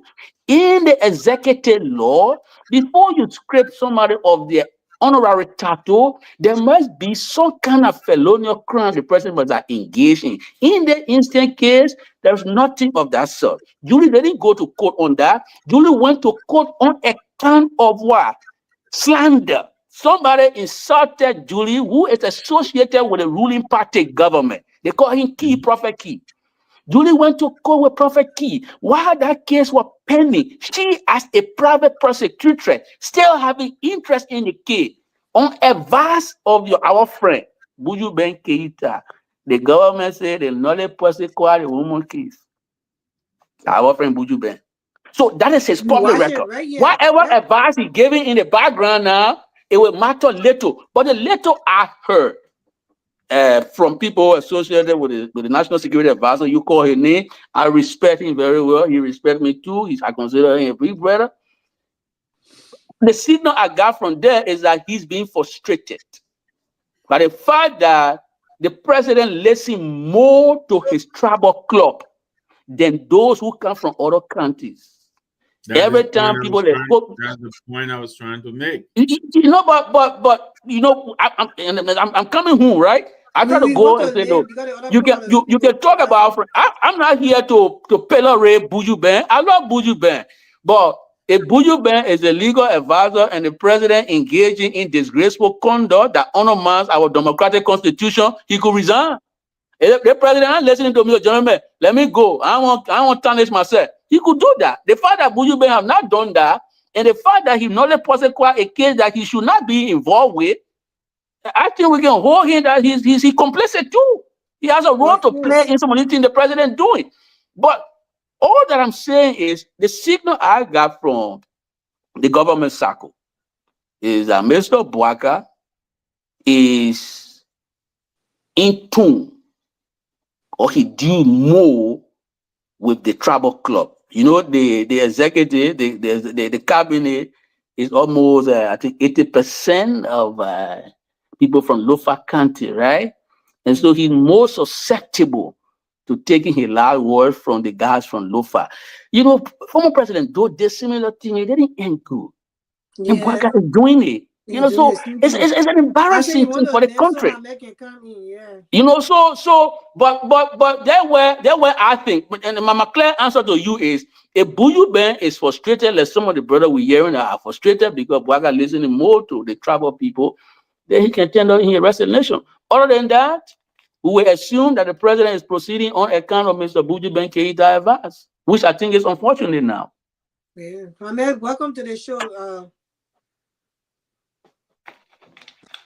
Yeah, so let me just say something so far. I think, look, be honest, I'm not surprised at the president's response today.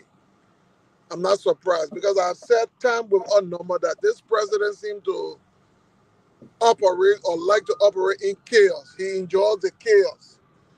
You know, he enjoys up the disruption. He enjoys the chaos. I'm sure it was evident. Remember during the days when the Capitol building was really tense? The president drove there to sign a book of condolence, which of course he could have done, even have it come to him. So I think he enjoyed that.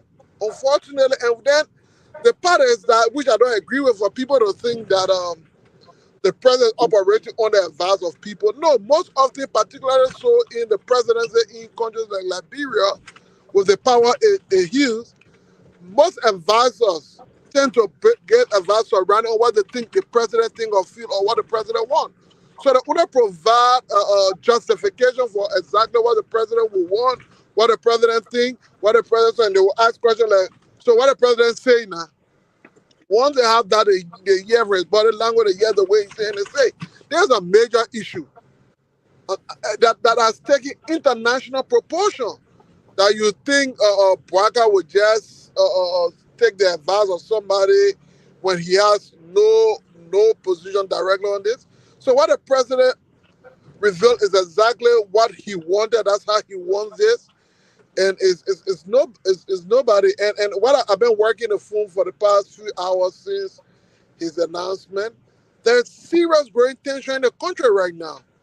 You know, there's serious growing tension. I'm not too sure this going to go down, laying down as you expect, you know.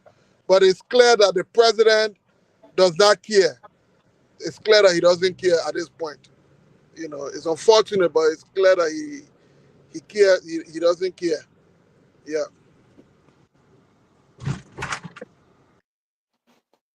So I mean, he made a valid point, but you know, like we all are saying, right? It's a dangerous precedent, really, that we have a president who is a lawbreaker. I don't know which direction he wants the country to take.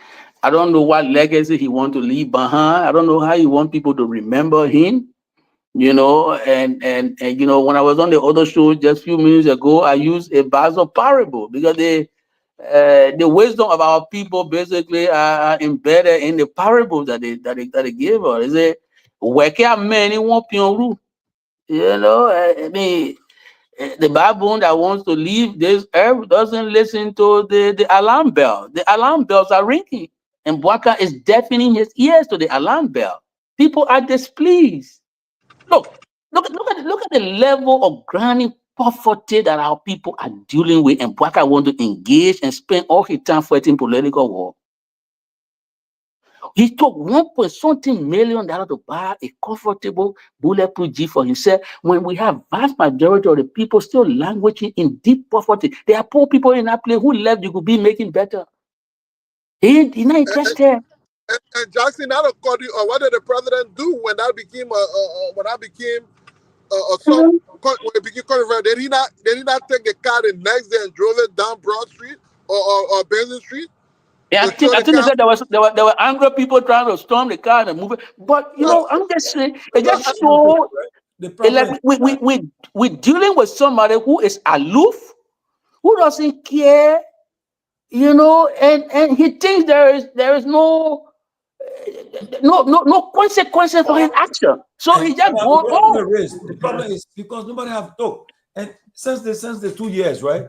They have done a lot of things that people just let it go.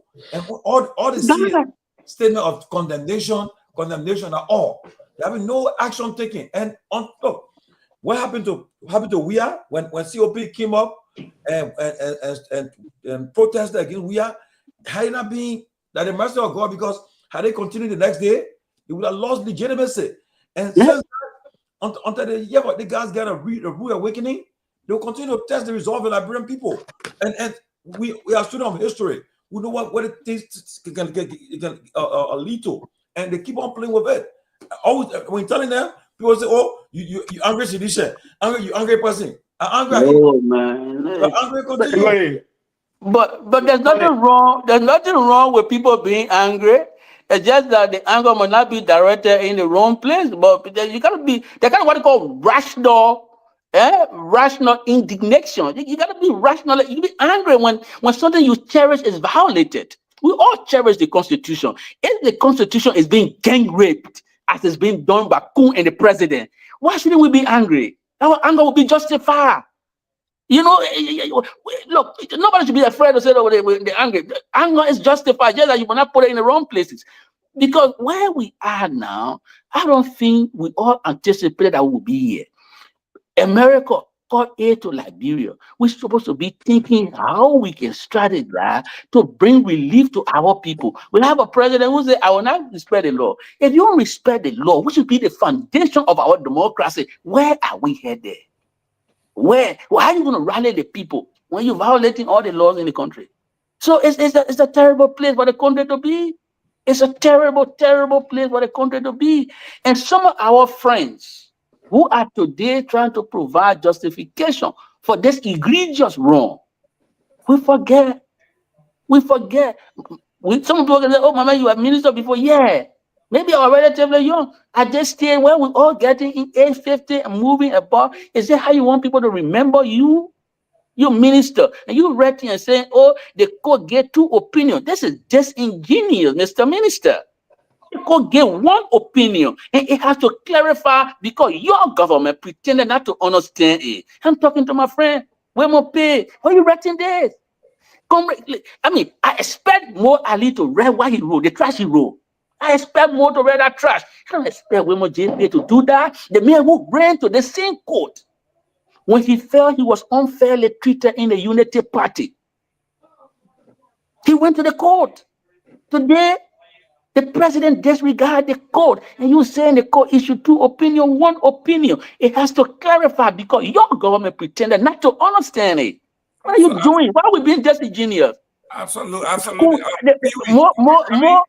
You know, so but let me end it. Comrade More can read that. He's a junior comrade. The man the water swear he wanted water money. He trying hard. But I got to stay because I say I will not be water man. So I will not get money. So he can write what he want to write. But at a certain level you reach, when you reach age 50, and you're supposed to be a philosopher king, then you can't be writing trash. You can't do it. And some of our friends got to be careful not to write trash. Pewee. Yeah, go ahead. We have not heard your opinion on the Joseph Boycott take on the Supreme Court. We want to hear from you. You want to hear from me? Yeah, I see you writing your brief there. I see.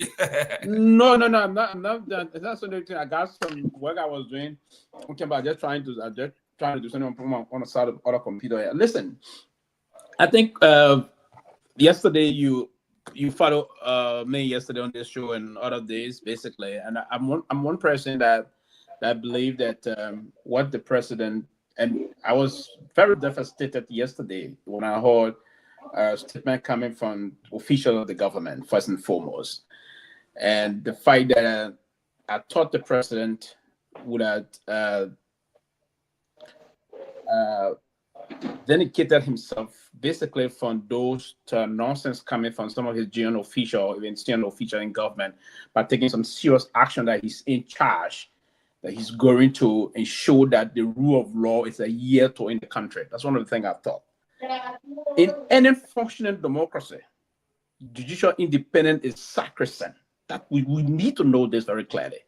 for the president to come out and all of the court, particularly the Supreme Court of our country, must be accorded the utmost respect and attempt to blatantly and intentionally violate the ruling from the Supreme Court, that is tantamount to abrogating the Constitution. And that's this is one of the, I've been finding some difficult time in trying to process this issue.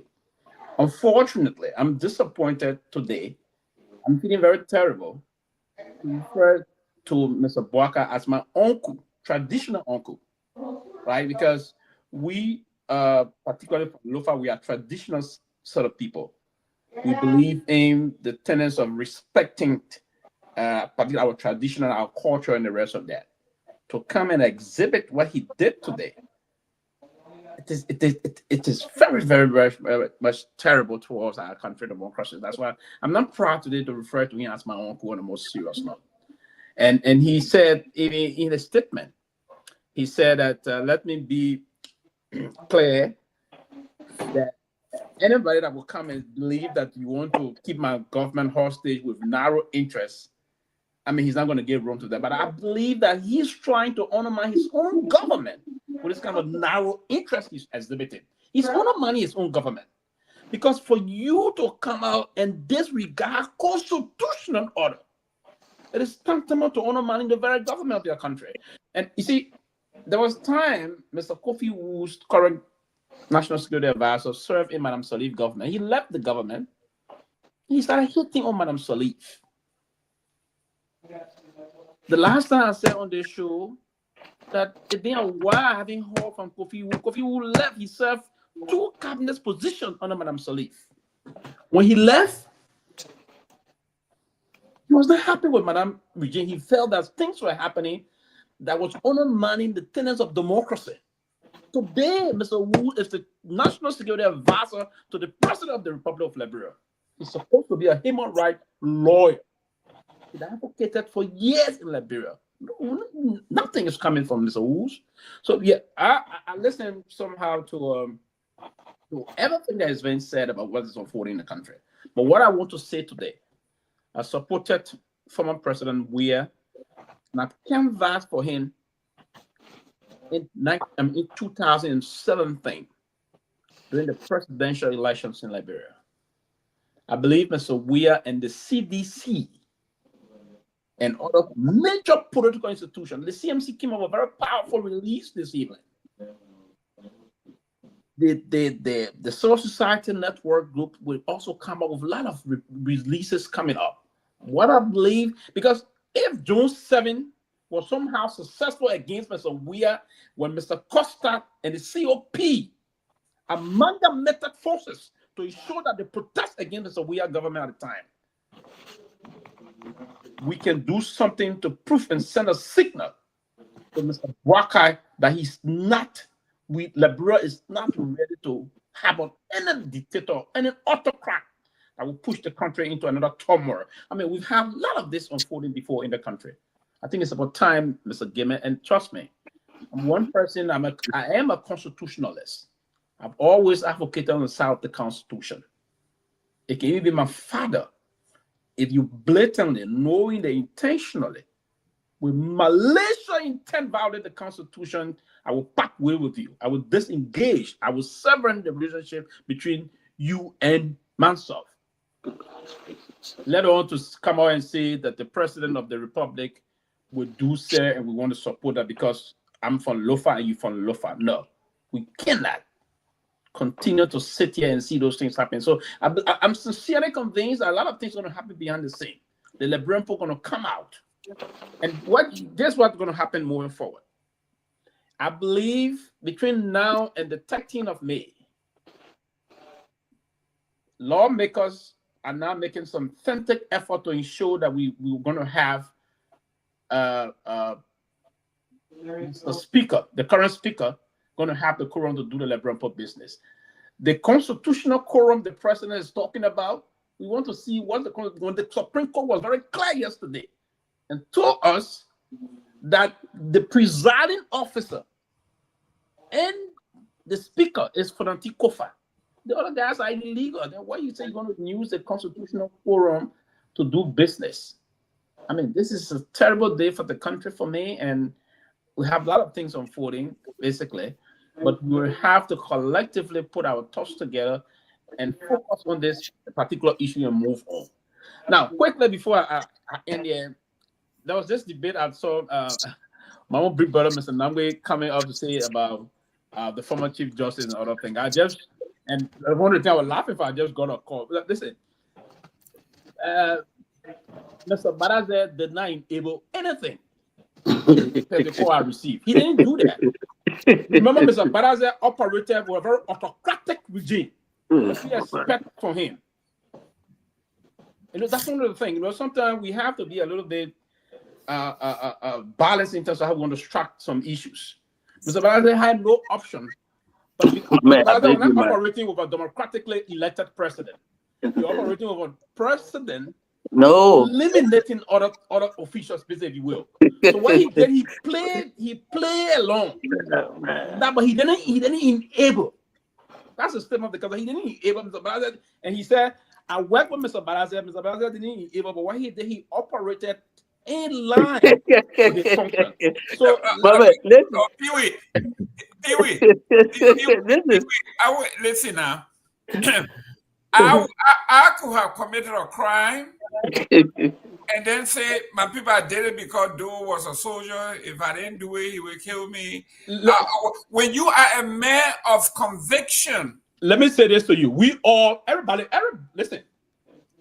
There were folks that defended past government of recent history, knowing that defended government when government was indeed in the wrong. Did they enable government at the time? Yes. Did they enable government? Yes. And Mr. Jackson also is guilty of that. If that's the case, he's guilty of that. But I mean, so everybody, we all have our differences in doing things. You will be speaking on certain issue on the other government. You know what he's saying. It is wrong sometimes. It's against the interest of the people. Mr. Baraza found himself in a very difficult position. At the time. A very difficult position. And okay. Trust me. Okay, now let people where Jackson. Let me end here on the Baraza situation because I have no connection with him. But I'm close to people that were very close to him in terms of the work relationship. The reason why I'm saying he didn't enable, and I'm trying to respect the text that came to me, and I'm going through it, is that the circumstances he found himself at the time was a very difficult situation. That's the reason why I said, but to use the word he enabled, that he knowing it did it, he was not pleased to have done those things. No. So that's what, but you can, Gamer, you can come and watch point, but that's the point. But we all, Mr. Jackson, I really, you see, my own brother Victor Namwe is conflicted here. You think he's conflicted? Victor is conflicted. No, I'm not. I'm really not. Victor's, when we talk about the Nima election, his wife is from Nima. We talk about Joe Balaze, that his father-in-law. So he's in a tough place. Mr. Namwe, in my own opinion, enabling me that you didn't have the spine to put the do what was right. To do just what was right. Even if it costs you your life. Come on, who will do that? Why you saying it costs your life? Listen. Why you say that? Okay, so let me. Let Namwe go. Let Namwe go. Namwe go ahead. Listen. I didn't want to push back, I'm sending an email now. And I didn't want to cross the nepotistic line, so I didn't want to push back on Jackson here. But when he said enabler, that is really unfounded. I tell you, Woman Balazi served twice. There is a reason why he was fired. I wish you would go back to that, but I'm not going to go back to that. But I had lots of conversations with him. Nobody's perfect. I'm not saying he was, always perfect, but I can tell you that he always did the right thing. He knew the right thing. Now, what I wanted to ask you is, Anthony Jackson, you are a part of the Liberty Party. I see here you are an executive founding member. And the LP is in alliance now with the UP. This is the UP LP alliance, and now we find ourselves at this juncture. I know there is no more the Musa Ability wing of the UP because they give that back. So we have, I think you now have a unified UP, who is now being headed by the current president pro tem, Senator Kanga Lawrence. As an executive member, is the LP going along with the stand that this government is taking, or are we gonna hear from you? Okay, so let me provide another clarification before I answer the question. You see, when my friend Pewee was speaking, he applauded the need for an independent judiciary. Can Pewee with a straight face tell our people tonight that the judiciary, Honor President Doe, or serving the Doe era, or the Balazer bench, legally speaking, because we call it the Balazer bench, was that judiciary independent, brother?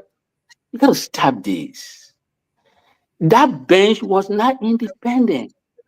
And I can say to you, there's always a plausible explanation for bad things. Oh, Doe were autocratic. Doe came by virtue of some kind of election. Even if the election was rigged, he was elected. Then he started the autocratic or tyrannical tendency. Something like that. Even Bwaka is not demonstrating. Okay? So we needed people to push back. Regrettably, oh man, Balazer didn't do so. I'm talking judicial history. I'm not picking on Balazer because I don't like him. Balazer taught me too when I was in the law school, right? I'm just telling you judicial history. That when the court was established, public confidence in that court was low at one point in the history of that court. One of the reasons why public confidence in the court when it was first established was low, because people believed that people were winning cases. I don't want to walk on through it. I will come to the answer. Public confidence in the court has been at almost always low. You know that. You are no. Again, I respectfully disagree. But I'm going to give you different reasons why public confidence in the court was low. But you will all agree here that public confidence in the Balazer bench was very low because he was enabling Doe to do some of the things. He never pushed back. One evidence is not here to show that he pushed back. The Lewis bench. The public confidence in the court during the Lewis bench was not as all-time low. He must have had some shortcoming, but public confidence in the court was high because number one, just the Lewis. What's that? Was it high? Yes, that's what I'm trying to explain now. I will come to the main point, but let me explain. I'm going to give you facts. The Lewis bench, public confidence in the court was high for several reasons.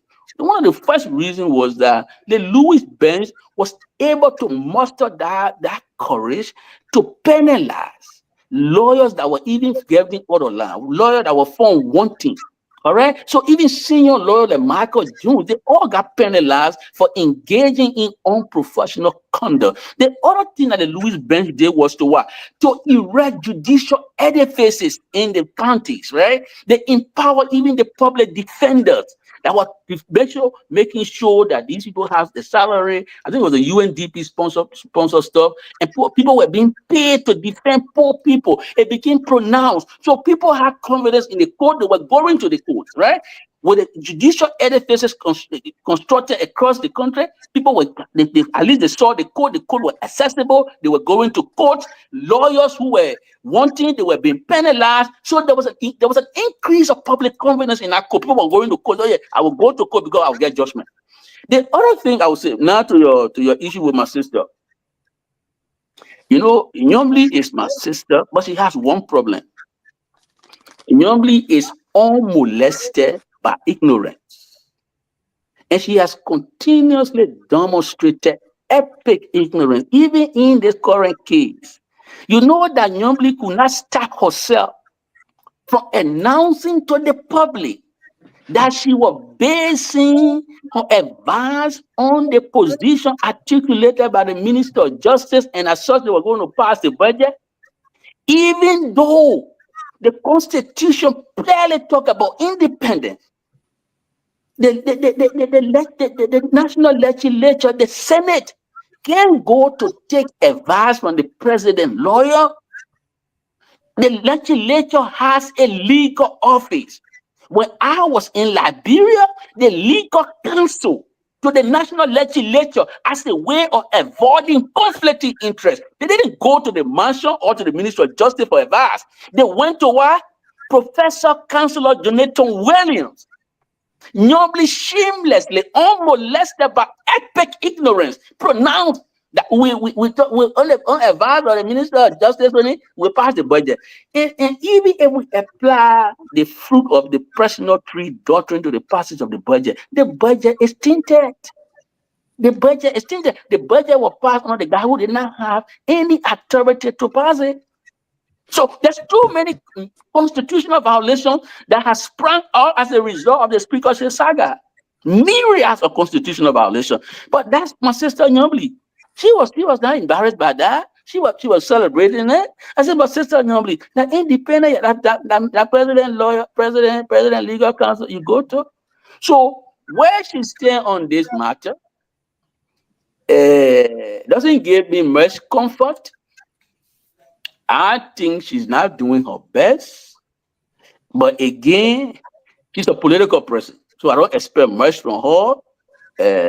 She almost divided the party because she wanted to get some political leverage from the Unity Party people. She took good portion of the partisan with her. She went there. She was rewarded with this job. And that's what she's doing, and she performing desperately, but that's what she's doing. So, brother, when I look to Nyombli, like our friend was saying, based on Mr. Boaka's current conduct, when he looks to Boaka, he sees frustration. He's not pleased.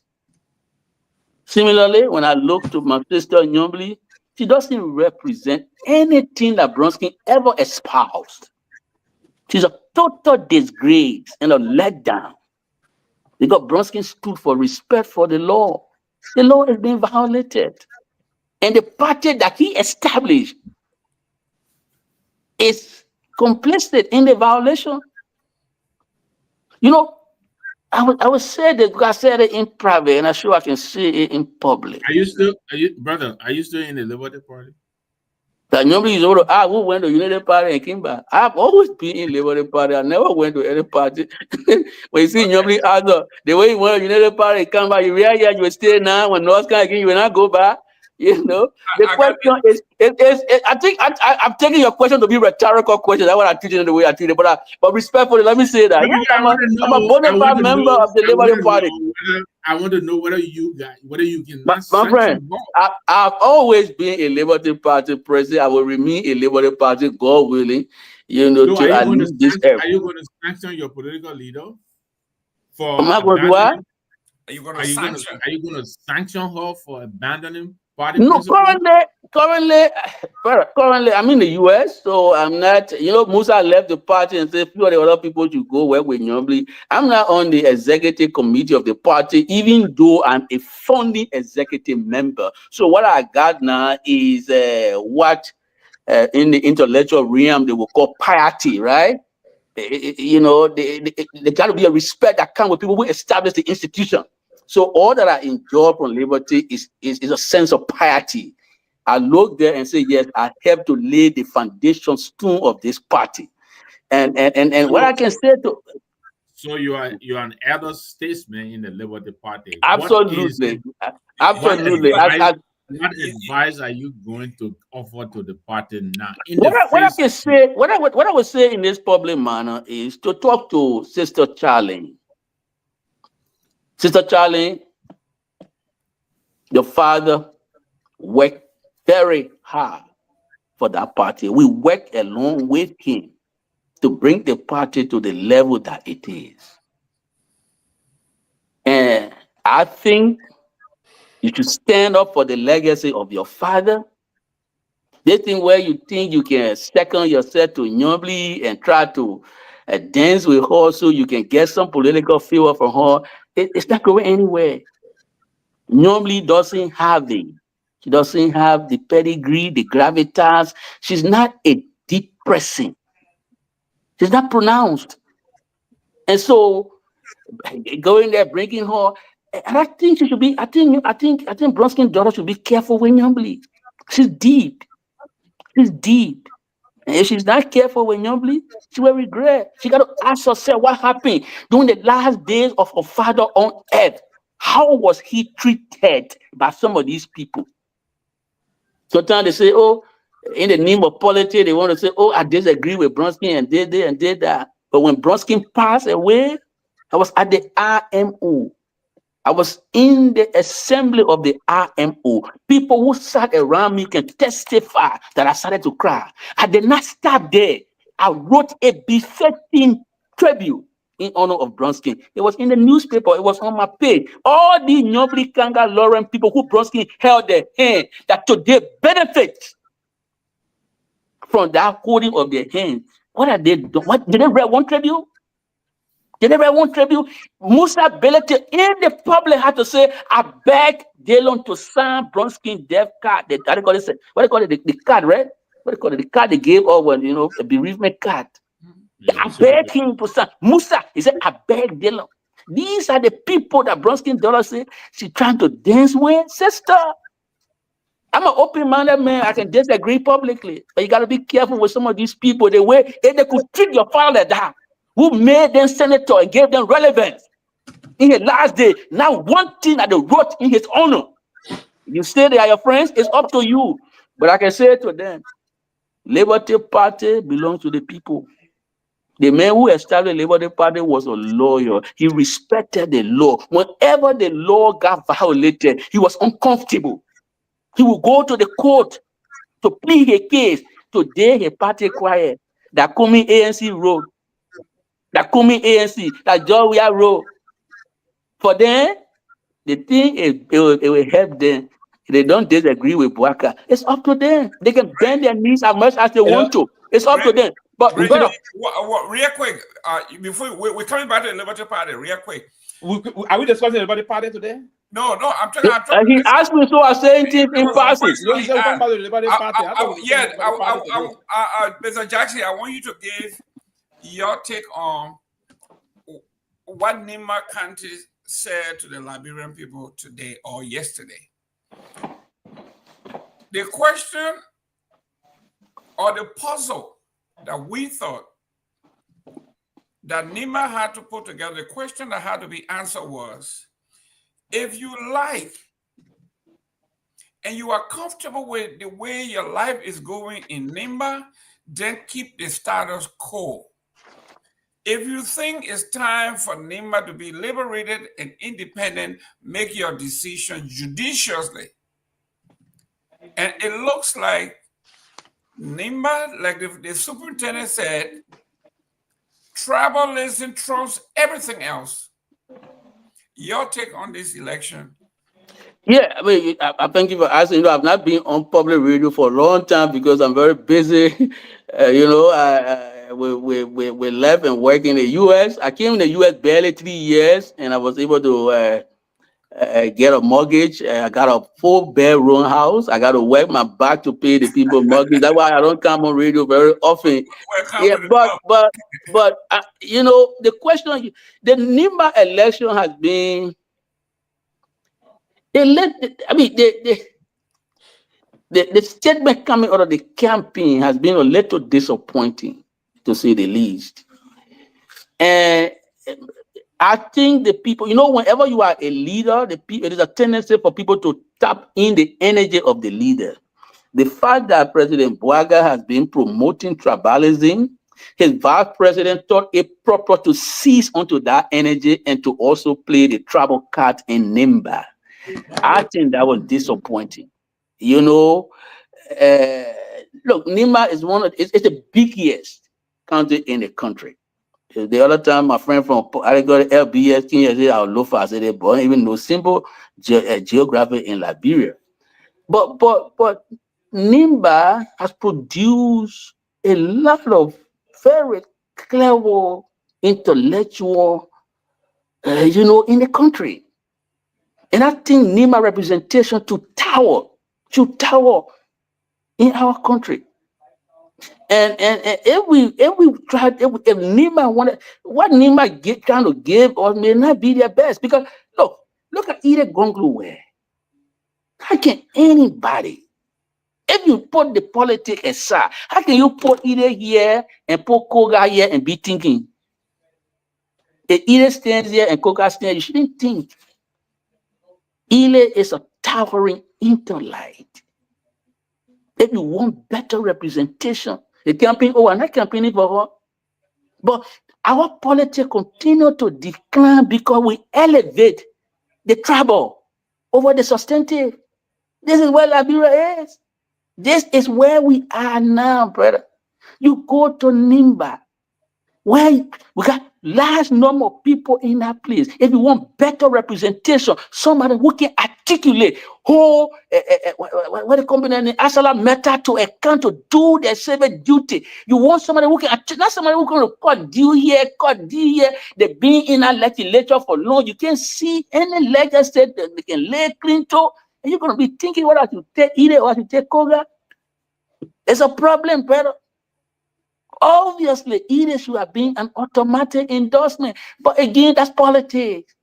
That's politics. So I don't know, but I can say to you that the campaign messages that came out of Nimba, they did not promote a wholesome Nimba.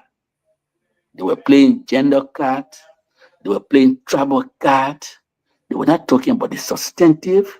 And whenever you play tribal and gender card, then you assume that the substantive will go down, right? You elevating all these superficial things, which I think it's just not worth it. So that was for Nimba. We hope that the election result will be credible and accepted by all. The vice president, I would think that at this stage, the vice president should be the one that be bringing people together. He's somebody that we don't know. I don't know him very much, but the little I've heard of him, do not give me much comfort. Look at the passing statement he made about we at the other time. That statement was disgraceful. That our vice president doesn't know simple civic to say that when he going to work, citizens who park on the sidewalk to allow him free access, unhindered access to go to work, they are common people. And he will include President We are in that bracket. It says something about the man's mindset. It says something about his mindset that he did not go to proper school to know basic civic. People who park on the sidewalk for you to go, they are observing the law. They said, you the vice president, you're going to work for us. So let's give you way to go quick. See, that's what it is. It's not because they common and that you be disregarded or relegated. Matter of fact, that common people can vote for you. So why are you bent on these? Why is that thing going in your head? Good. Mr. Pewee, please, what message are you getting out of Nimba now that everybody has conceded? Listen to the concession speech by Kehleboe. Most people last night were on the show, and folks were coming on and say, guys, hold your horses. We got our tally sheets. The tally sheet, when it's all counted, the narrative will change. And today, as we're following, when the counting got to like 58,000 to 20,000, 38,000, it was obvious that the difference of 22,000 could not be made up when 79% of the population, of the vote have been counted. What message are they sending you as a politician, as a Liberian? What are you reading? What are the tea leaves you are reading? What are those things that concern you in this past election? Yeah, I think looking again here, I'm saying, and that's what I said yesterday when last night we got a call. We said we still got our tally results coming out from our war room, but I knew that there was a done deal. But what I'm saying here, and it was predicted that actually he would have won the elections in the kind of, because you have the Geo. It's the politics in Nimba is heavily focused on this tribal process.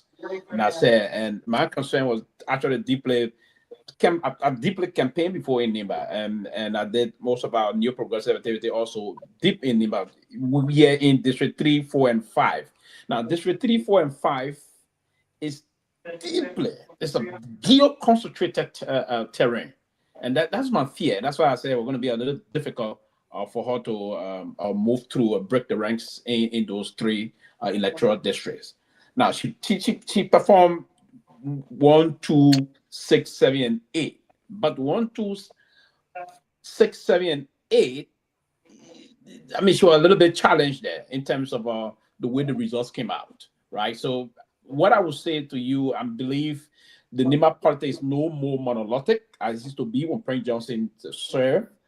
It's going to change. And one of the things I'm going to learn from this process is no longer going to be monolithic. What's going to happen in NEMA moving forward is that folks going to move into NEMA, and you're going to have the politics a little bit going to change, right?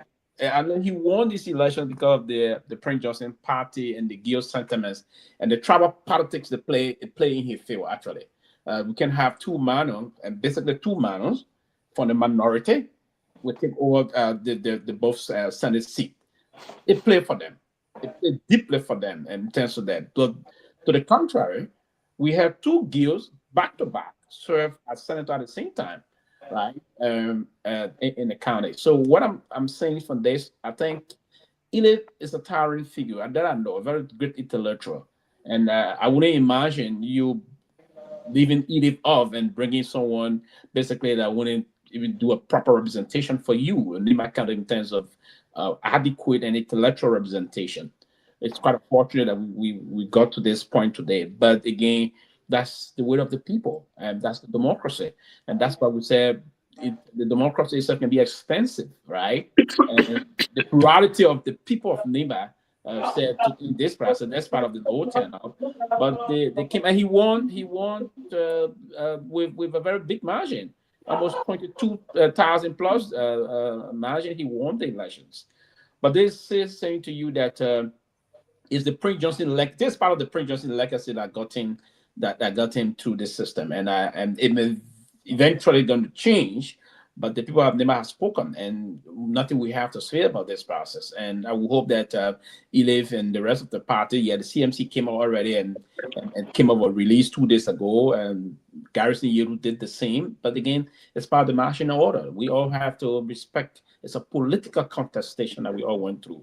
It's part of that I can say is. But again, with the results I'm seeing here and all things that NEC put up, it was just things that it just proved us right in terms of how we predicted the election results, how it would have unfolded. But yes, let me say to him, congratulations, and we move on.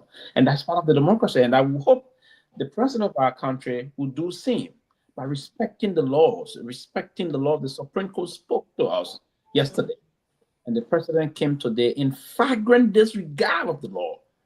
These things that will plunge the country backward.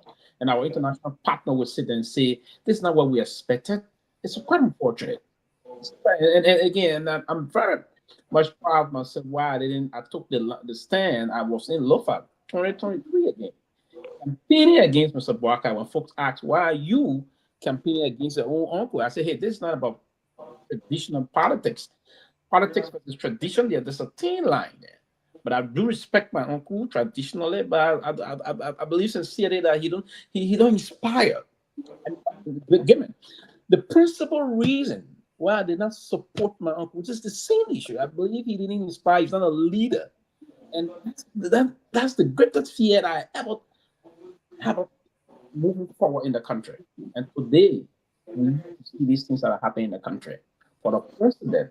And that's why sometimes, somehow, I would disagree with Isaac when he said Lofa people convene. No, I don't think. Most of those people from Lofa only want to see him do those things. He's doing himself. Isaac, most of those people from Lofa, they are law-abiding people. They believe in the rule of law.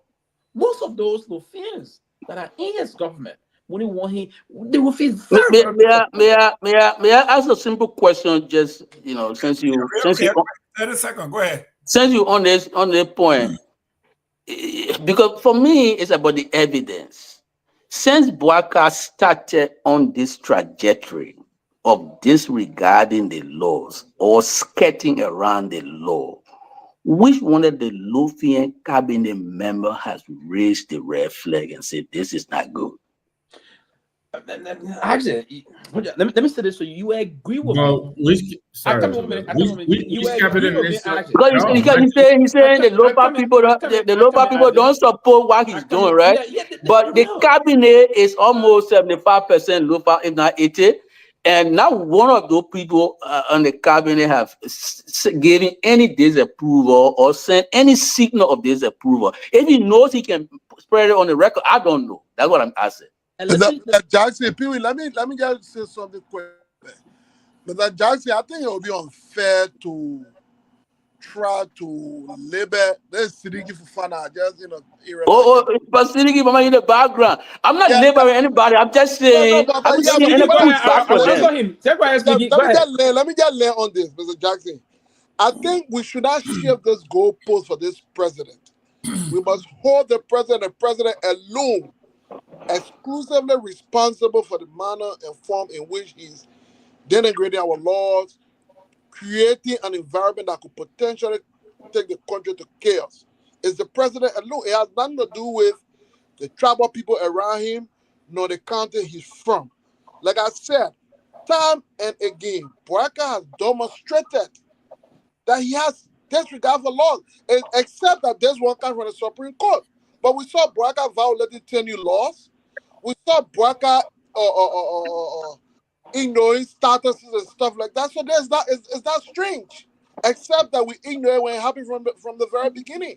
And so he's only giving us a clear picture as to who he is, and to some extent, now telling us why perhaps Madam Salif could not endorse him a long ago. So I think this has nothing to do with not even the advisors around him. So in that context, so when we start to even make those suggestions as to why someone in the cabinet would not disagree, of course, from a mature point of view, you could disagree quietly, you would not want to come out. So those are not reasons why we would think that the president who took an oath, can you imagine of all of the things, one of the most important first job the president did, the first thing he did as president of the Republic of Liberia, the first assignment was to take an oath on January 20. That's the first thing any president would do. And that's something he is, without any conscience, without any regard, is ready to disregard at all. Nobody else took oath with him. So he is assuming the entire Lofa County was saying to him, look, let us disregard. They didn't take oath. He took the oath. And he disregarded. And not only that, now beyond the fact that he violated the oath, he also created a situation that could plunge the country into chaos, bringing the safety of our people into jeopardy. So it's very serious.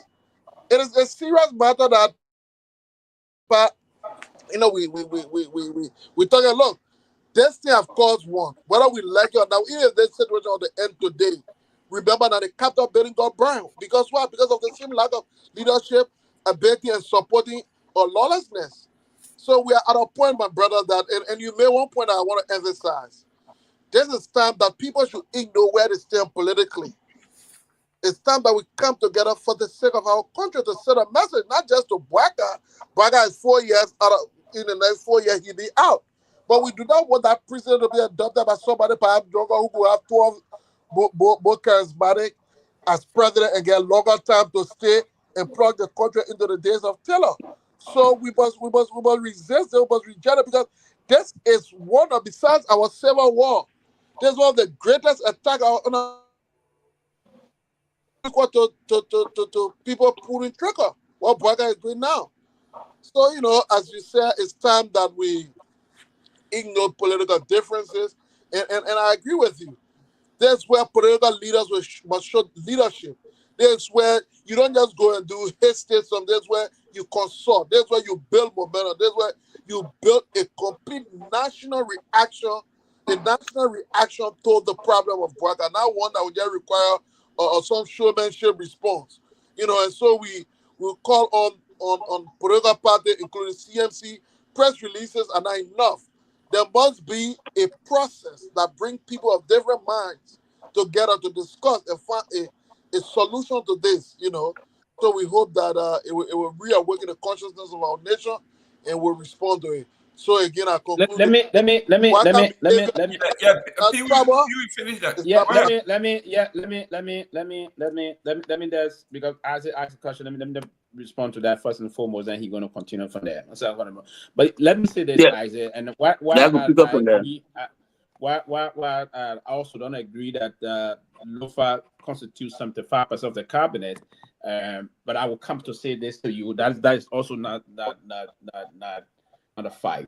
But let me come back to this. That's true. That's true. We got more Lufans, but not 75%. That's why I want to vehemently disagree with you on that. What do you think the percentage is? If you're going to discount what I said, then you must discount with the evidence.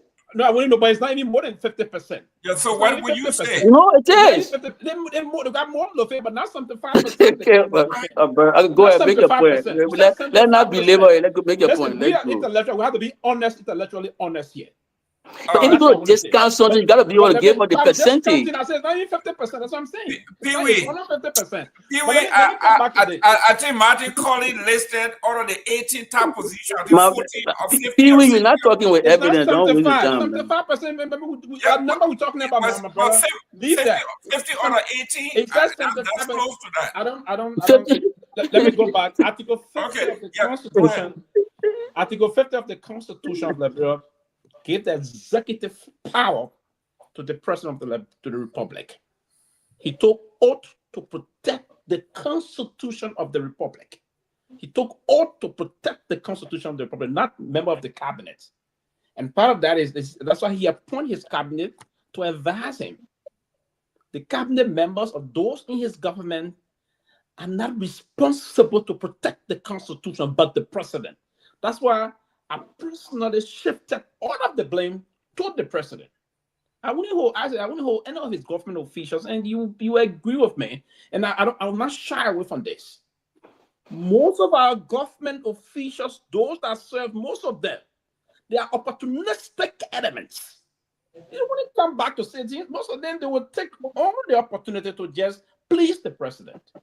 So listen, I'm not going to be moved. If there are Lofans that are involved into that, they are shameless. Then I will condemn them. I will bring them up. But again, the buck of the responsibility, the buck stopped with the president. That's why he told ought to protect. No, there's no disagreement on that point. And then that's one reason why I came out to say, but I don't want to shift the blame on member of his cabinet, even if they are from Lofa. Because I'm all of those. Listen yesterday to Moali, trying to justify that the court does not have enforcement mechanism. I think that was.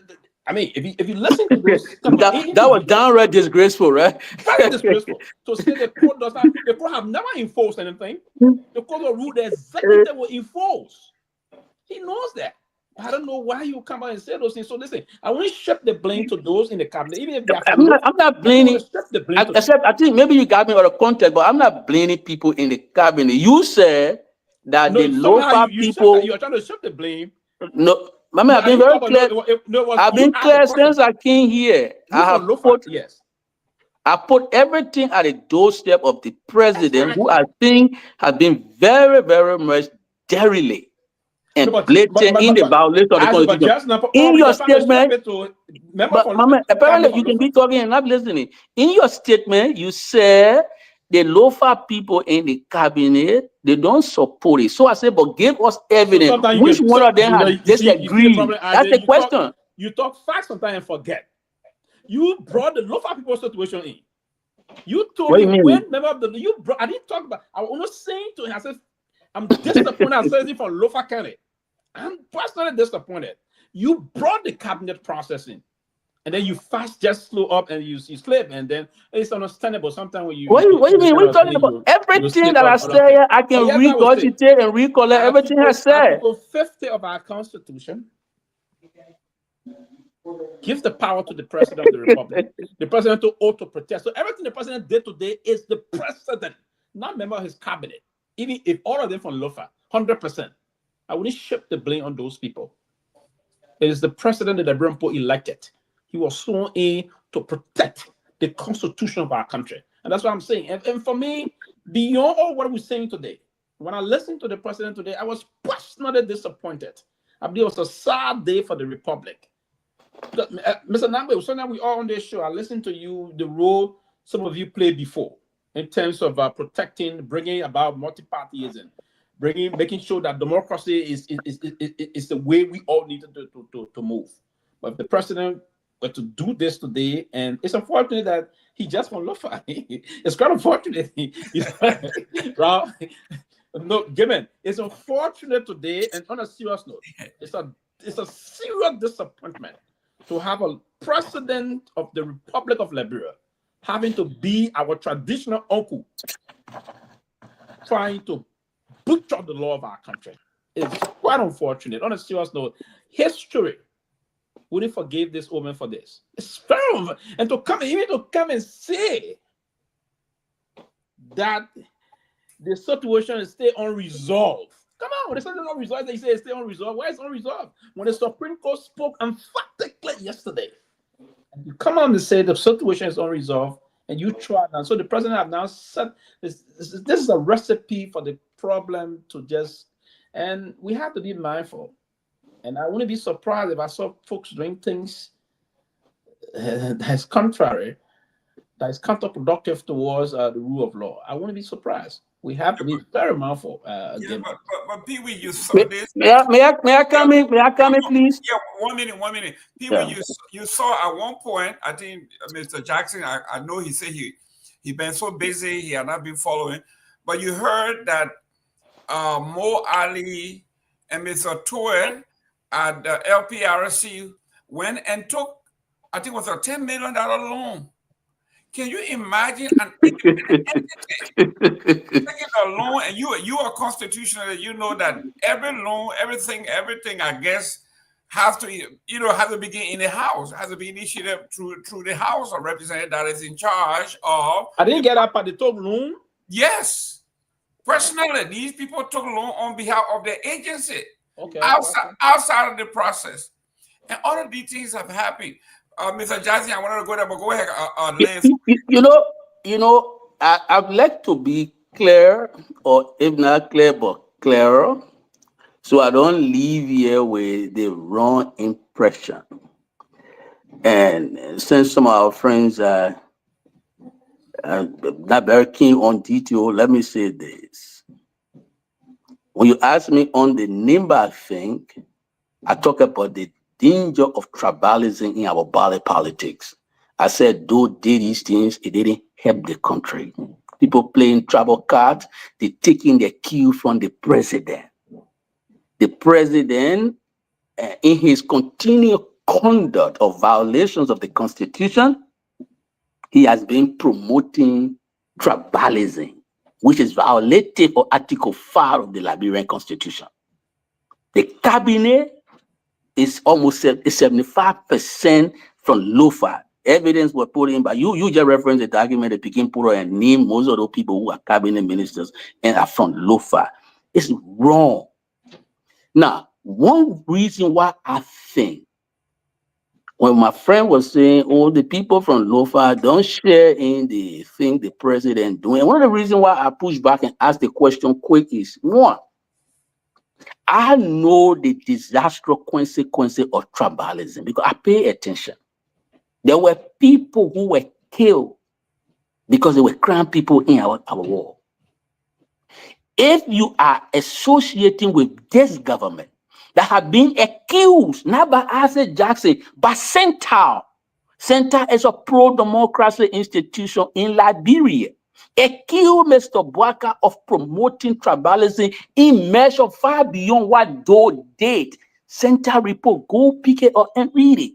And if you are from Lofa and part of this government, and if you are not appalled by the president's blatant violation of our Constitution, tomorrow, if our people say, all of you were enjoying from Bwaka's complete and total disregard for the law, you were worshiping in the church of self-interest and did not see anything wrong with Mr. Bwaka's conduct, what will you say?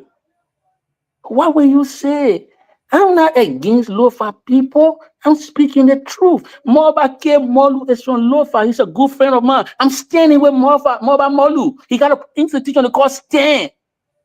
I'm standing with Moba. When Moba say he mobilizing people to say enough is enough, I posted his picture. I put revolutionary song behind it. You know, that's me. When Brother John Molu from Lofa say I'm appalled by what Mr. Bwaka is doing, he's speaking out. But I don't hear some more. Let me name this. I don't hear. I want you to add Pee-wee's name because he has been. Yeah, but you gotta add Pee-wee's name because obviously. I want to be on record to say here, Pee-wee has been very, very clear. He has been adamant. He has been appalled, and he has expressed it. With Pewee, if you call him good people, you gotta name him. No, but with Pewee, you know, the thing is, Pewee has done for himself. Why you want me to do for him? Pewee said, even though the man, my uncle, I was in Lofa, I'm vote for him. How can I repeat that? I don't want to be redundant, right? But yeah, the point I'm making is, at least some of our friends who say they were former student leaders and today are cabinet ministers in this government from Lofa, the onus is on them to show sign and signal that they are not in tune with what the president is doing. The president is taking the country down the hill. They are quiet. What quietude means in law? Is it not complicity? If wrong has been done and you don't talk, are you not complicit? Silent means consent. You know, so all that I'm saying, brothers and friends, I'm not beating on Lofa people. I'm just saying the truth. What Bwaka is doing to our country, it is bad as bad can be. Bless the soul of Brother Pewee who got late courage and saying here that, you know, the man Ashina, I can't call him my uncle again because he's going against the Constitution. God bless his soul. But I see guy like Molu, John Molu II, you know, Moba Kehleboe. Even young brother Jefferson Koji is from Lofa. He is appalled. He's the Secretary General for CDC. He's appalled by what Bwaka is doing. There are decent brothers from Lofa who are displeased with what Bwaka is doing. But those who are in the cabinet, who got the president ears, what are they telling him? Are they putting poison in his ear too? What the language of inclusion that they're talking about? Are they reminding Mr. Bwaka because at age 80, there's a tendency for dementia to set in? That the country has a terrible history, that tribalism will not help to take the country anywhere. It plunged the country into crisis, and people were being murdered because they were belonging to a particular tribe, and they were believed to have enjoyed as a result of the tribalism that was flourishing in the country. What are they doing to push back against Mr. Bwaka doing this thing that center have accused him of? So this is where we are, comrade. This is where I am. But again, to go back, since we have to do other things, to go back to the where we started from. 1 minute before, I know you were about to close, but let me read this piece here so you can analyze it. Why Pewee? Pewee, are you ready? No, I just wanted to say this to us before we move on quickly. Because for me, I hate to be saying that I'm trying to barbecue for Lofa. No, I tried to. No. I come quickly. He gave you. I just wanted you to tell us, because we always go around these things. I just wanted you to say to us, Given this question is coming to you. The cabinet of the Republic, how many members of the cabinet do we have? I don't have it here with me, but what's the number of the cabinet? What's the total?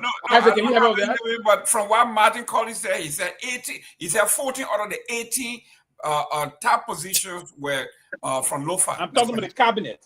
Okay, but not the cabinet.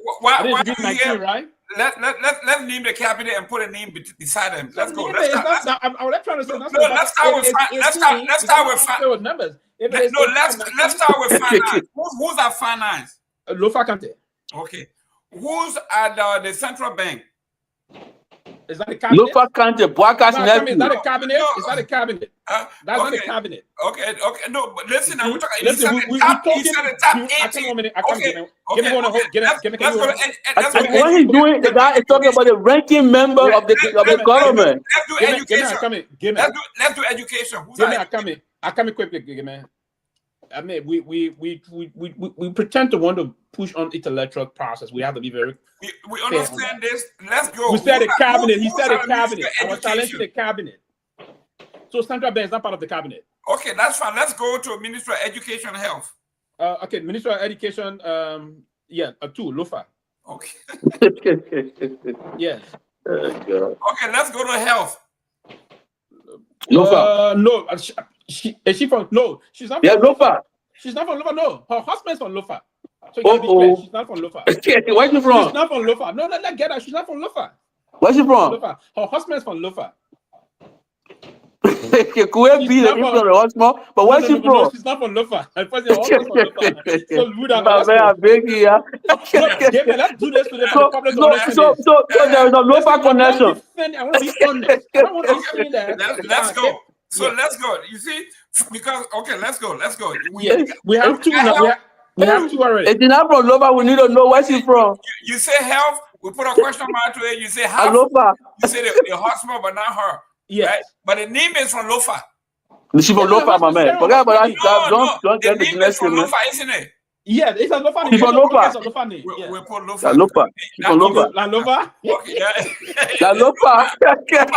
La Lofa. Three. Okay. Three. What do you mean? Yeah, we got three, right? Yeah. What? Go ahead. What other meaning? Internal affair. Lofa. Internal affair. That Yumale. Yeah, Lofa. Internal affair, Lofa. Okay. Let me help also. Then we have because we're talking about the cabinet. The Director General of the GSA, Garguah Kotiman, he's part of the cabinet. He's considered a cabinet person. Lofa. We don't want 5 now. So that's 5. Just 5. Mama, don't waste the show time, man. Let's go ahead. What's the show time for the purpose of the show? He said 75%. I said no. I want to be honest. Okay. Let's see. How many cabinet ministers? I think 19. You said 19? Yeah, 19. Okay. So you say we should scrap the minute I think does LTA go to the play? I not LTA, but I got a guy. Our money collector. Double Jala. Double Jala LRA. LRA. It's not part of the cabinet. Double Jala is a Lofa guy, right? He's a Lofa guy, but it's not part of the cabinet. So, when the cabinet is extended, all these people go to cabinet meeting with the extended cabinet. I don't know what you're talking about. That cabinet. Let's go to defense. Defense is not Lofa. Defense is Grand Bassa County, your county. Who's defense? Geraldine, the former chief of staff, Geraldine. No, the chief of staff from Lofa. Geraldine, she's after the former. Listen, comrade. The person who controls that military, not the minister of defense, the chief of staff was from Lofa. We're not talking about the military, we're talking about the cabinet. Baba, the man is a ranking member. What the man was saying was 14 out of the 18 top position in the nation went to Lofa. That's what he said. You see, and that way. Okay, let's go to the cabinet. Let's name the cabinet now. We're going. We're going to the cabinet. We're talking about defense. I said defense. Geraldine. Yes. Okay. You say chief of staff is not part of the cabinet. No, it's not part of the cabinet. Chief of staff is not part of the cabinet. Okay. So let's go to you got defense. You got let me help you name most of them quick so we can go. You got foreign affairs. It's not from Lofa. Foreign affairs. Post and telecommunication not from Lofa. No, but if you do the chart, you will realize that you got more Lofian in the cabinet as opposed to other countries, which is violated of the promise Bouaka made that each country will be represented in the cabinet. That was the promise Mr. Bouaka made. For that angle, I agree with you, but for the angle, he says 75% when I disagree. Okay, well, but if we check on the head count, we already got almost 5 people. It doesn't matter. Man, let's go ahead, man. Don't waste our time. Okay, so Pewee. Pewee, this is what I wanted you to address here. It says, and the reason somebody pointed this out is because he says, I call on every elected leader to remember their oath. The oath which is to uphold the Constitution, right? This is reminding folks that everybody that works in his administration should remember one thing, to remember to uphold their oath of office. how hypocritical can you be when the president whose primary objective is to uphold and defend the Constitution is like you said, blatantly violating the Constitution, and then in the same breath telling his subordinates, remember your oath. Your oath is to defend the Constitution. And given, and he's not only the Constitution. He said you will uphold, protect, and defend. Uphold, protect, and defend. And he's the main man that's undermining the Constitution, because you have the president of the republic, head of government, head of state, and commander in chief. You have to uphold, protect, and defend the Constitution. Listen, I don't want to. It's a sad day for the country. It's terrible. Mr. Jackson, where do we go next? What we can say is, and it is not the first time that Bouaka has demonstrated ample evidence that he is a walking contradiction. Just by what you read, it's so evident that the president is a walking contradiction, right? Asking people to uphold the oath they took. And the last time Bouaka went to the bar, I think it's some installation program of members of the bar, and he was asking lawyers, to respect the oath and to respect the rule. Yeah, opening of the March term, of course. I said, what is Bouaka talking about? You talking about rule of law when you defecating on everything democracy stand for, which is the rule of law, the supremacy of the rule of law. So that man, by virtue of the statement he's made, he has stripped himself of all of the moral and constitutional right that he could lay claim to continue to preserve as president. He is not fit. Bouaka is not fit. His position is untenable. He's not fit to be president for this country continuously. Our people need to stand up to basically the court did today or yesterday. The justices are preserving the sanctity of our democratic constitution. Nothing gave me more comfort than an independent judiciary that is able to give impartial judgment. I am pleased with the court, especially the position it took. I think Liberians should celebrate they should provide security for her, because when she was even about to announce the opinion, she asked for security. She knew that maybe her level had been threatened by the conduct of the president. How is she going to protect the woman? Justice locally, these are female justices. They need protection. Our people should protect those people. And then we can stand up for our democracy. Because for democracy to have a fighting chance in Liberia, the president should be the first to respect the law. And if the laws have been disregarded, as Bouaka continued to do, then we don't have a functioning democracy. Because you can't get democracy in the absence of respect for rule of law. So we have a challenge on hand. Opposition leaders, we all have to mobilize our people and push back against Brother Bouaka. I think he's a disgrace and a walking contradiction, and he's unfit to continue to be president of the republic. Good. Something I observed today, the president was having problem reading. It looks like somebody gave him a paper to read, and he was fumbling, shaking, and to me, it seems that somebody is spoon feeding or force feeding this president against his. To me, I might be giving him a pass on this, but if you observe the press, whatever it was, whatever he was reading, he was having problem reading what someone gave him. His hand was shaky. He was fumbling the paper, and at some point, I don't know why they clip away in the middle, clip away, and then get back to it. Don't you think that somebody is remotely misleading our uncle here? if I were to come out and say that now, then I will contradict my elder statement. Yeah, no, I understand, but we have to be honest too now. But what you saw, what you saw is evidence. Here's what I'm going to say. The Liberian people knew very well that this was the Asian man, or old man, and then we elected him the president of the country. For me, I'm not going to speak to that on a serious note. What I will say to you, we know very well, as people of the Republic of Liberia, that we elected a man that was at the time 78 years old. And today he's 80 years old. 80 years old, 80. Now listen, it's a blessing to reach that age. Absolutely. But one problem is for the 80-year-old man to blatantly violate the Constitution of our country. We knew it. I didn't canvass for him. You see, one person I didn't have this process. I went all over the country. I went into Lofa. I didn't canvass for him. I canvassed for the former president. And part of the reason, on the basis of our campaign at the time, and I said, this man is Asian. Are we prepared to bring someone that will be impaired eventually, that may compromise his function as the president of the republic?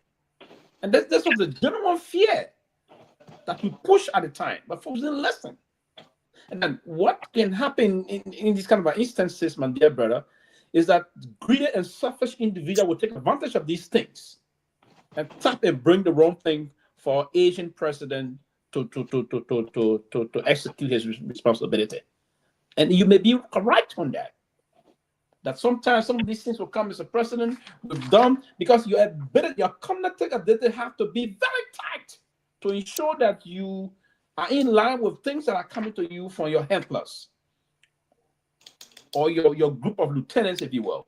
Because if they want to bring something to the president, Mr. President, these are statements that will be coming up on this issue. The president should have the ability to also take some time to digest whatsoever documentation to him, read it, ask a caution.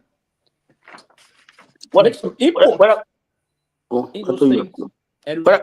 would say, my response to that folks move through the issue. So quickly, I will say this to you, my brother. I only want to speak to that because we knowingly went into it and we voted for him.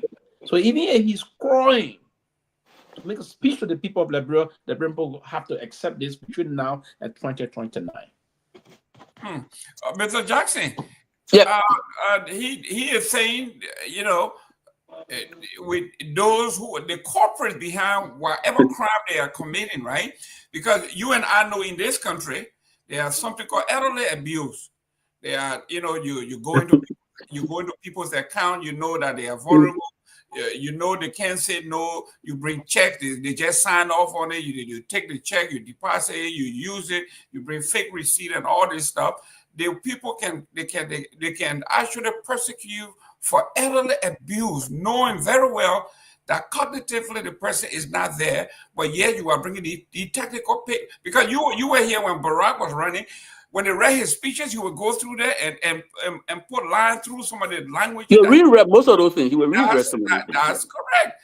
This old man is not at that stage, and they're just doing it. So, couldn't these people be held accountable at some point down the line that this was malfeasance? To be honest with you, Garguah was not elected despite his age. He was elected in spite of his age. People elected him because of his age.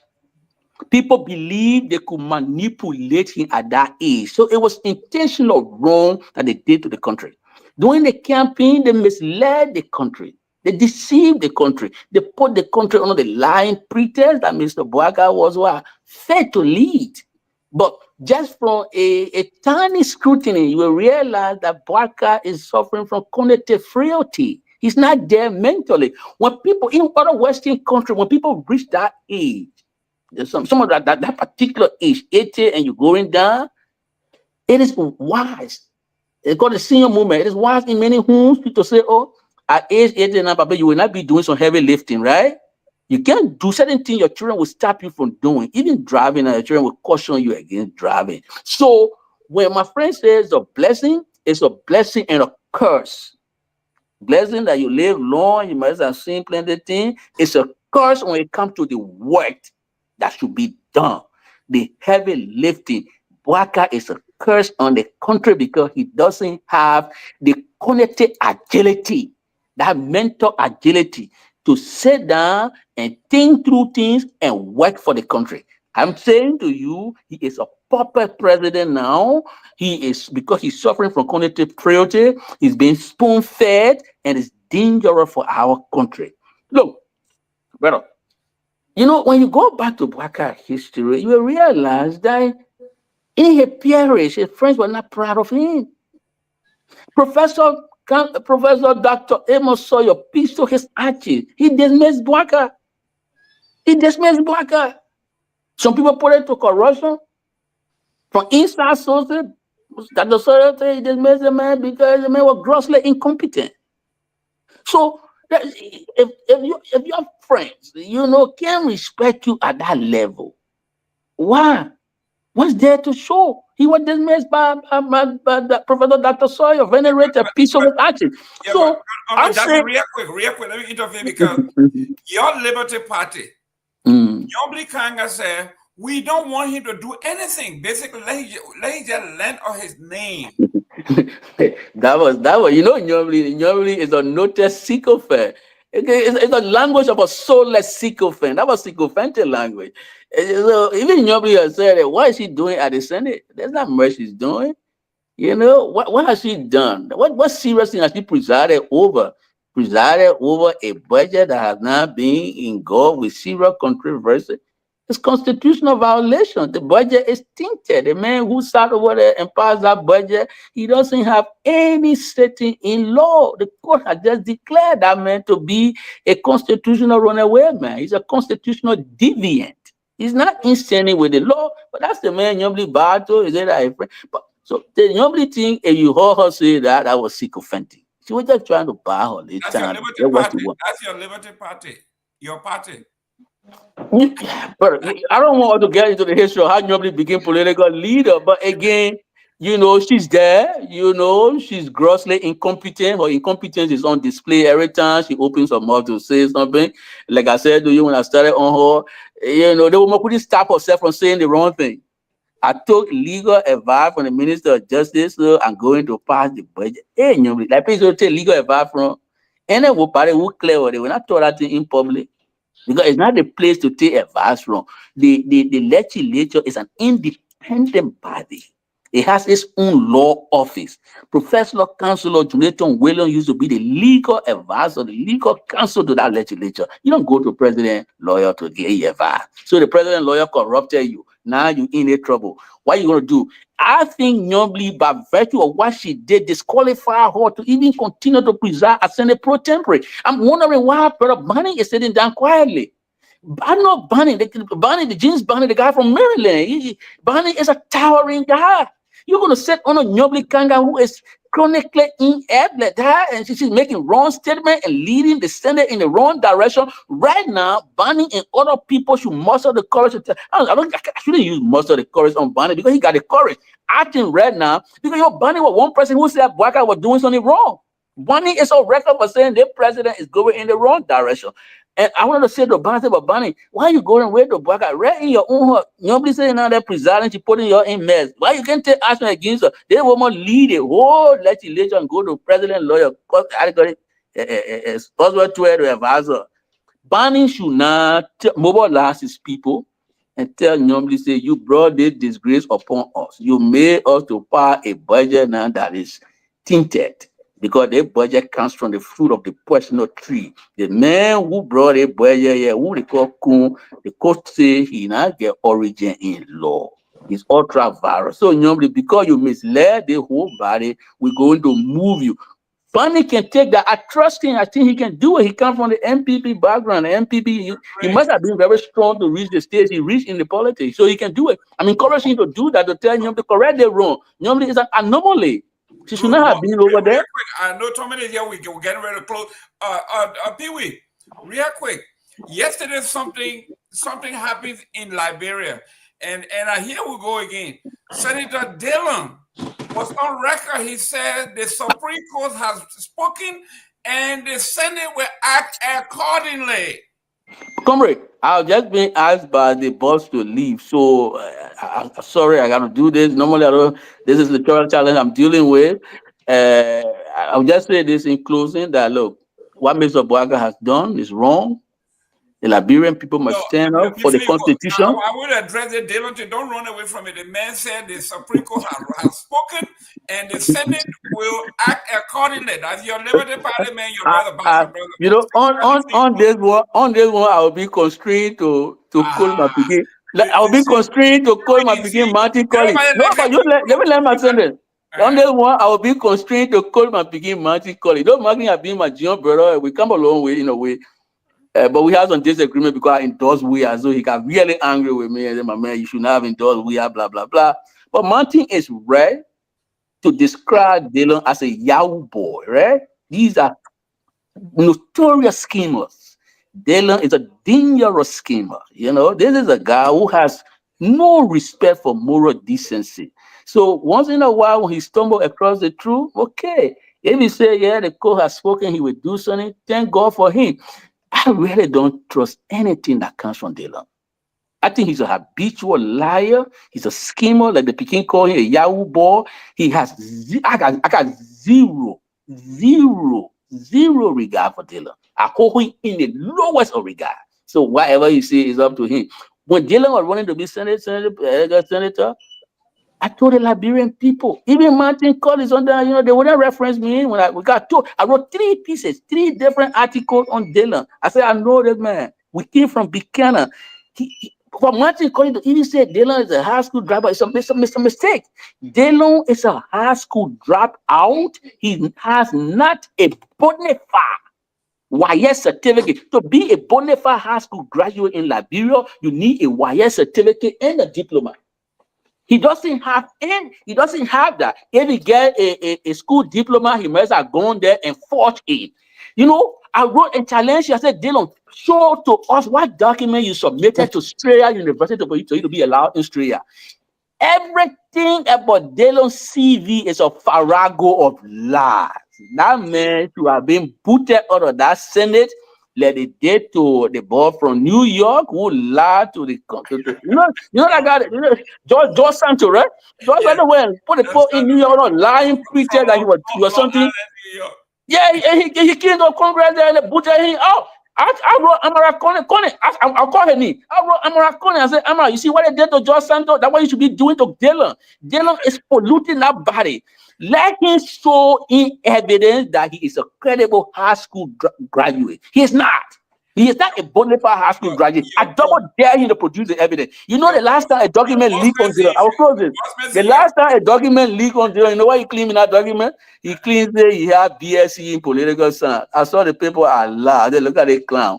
To show that Dylan has not visited a university, political science, I don't get BSc. It's a bachelor of art.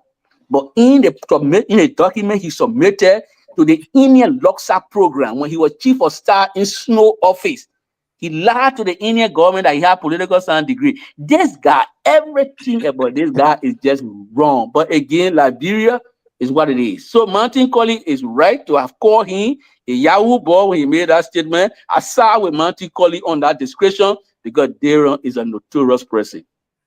Thank you. Thank you very much. I can see you, man. I gotta go. So I don't get in trouble. Thank you very much. Yeah. Chief, before we go, we have our man. Yes, I mean we had him on tape. We had him on record. We had him standing with McGill, and he's bragging. The court has spoken, and the Senate will react accordingly. And then later on, Joseph Walker came from behind and gave that left hook. So now, how do you think these guys will react? Well, I mean, we look. I'll tell you right now, right? I know I've been off the phone for long. I've been off the show, but I can tell you from what I'm gathering so far, the last few hours, people are mobilizing, people are talking, people are planning to meet, and I know CDC is having a meeting tonight, chaired by President Weah, and so forth. Everybody issuing statement, everybody planning stuff, but if in it, what I would tell you, maybe in the next 72 hours, I will see whether there will be any movement.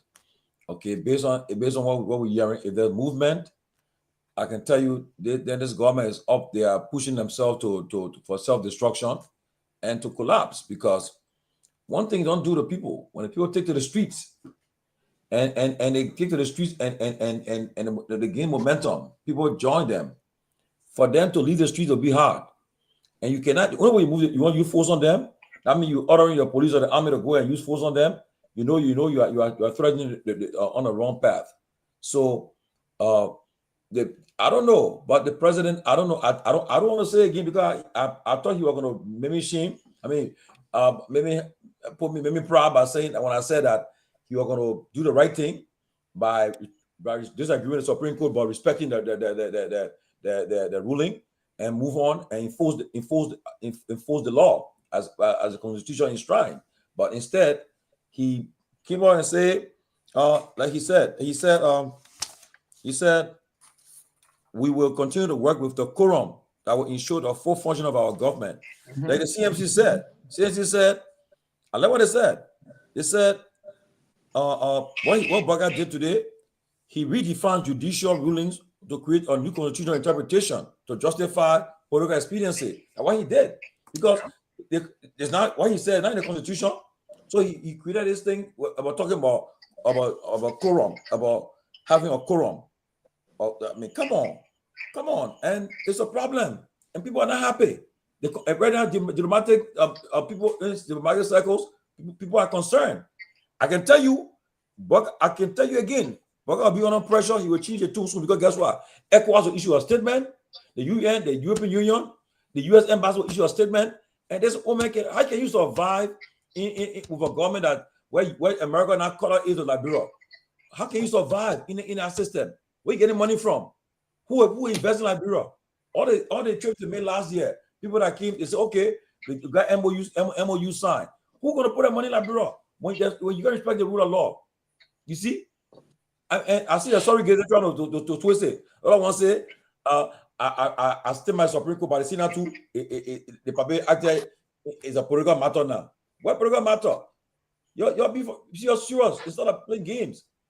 But again, like I said, Mr. Gamer, in the next couple of days, I'm sure things will change. I'm sure, because the pressure will come on this president and the government. They'll come on them. Well, but guys, thanks a lot, man. I enjoyed the show because I hope you ready again.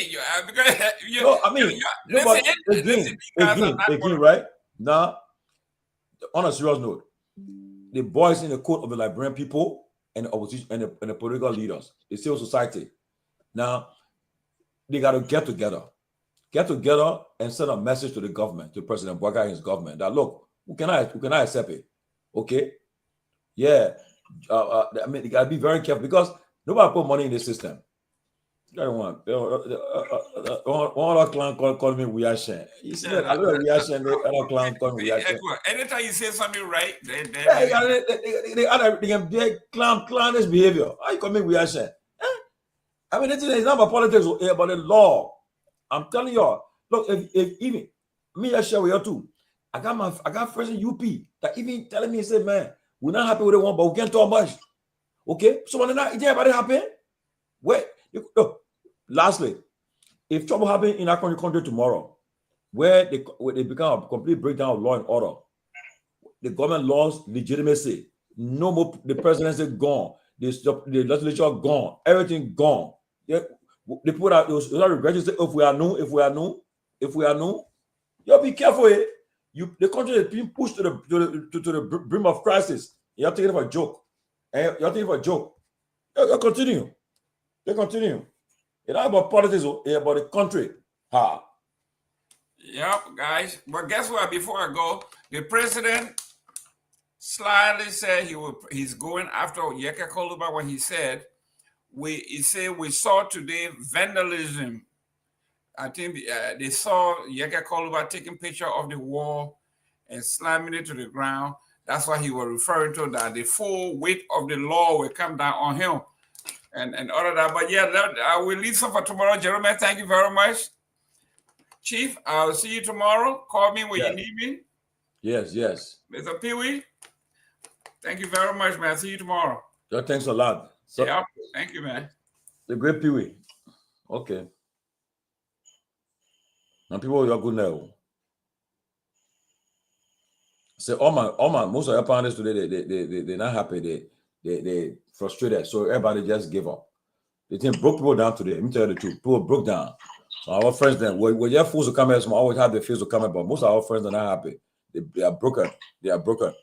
They probably disappointed a lot of people. That's why people don't understand. Okay. Okay. Anyway, my people, let's pray for our country. You're good night, yeah?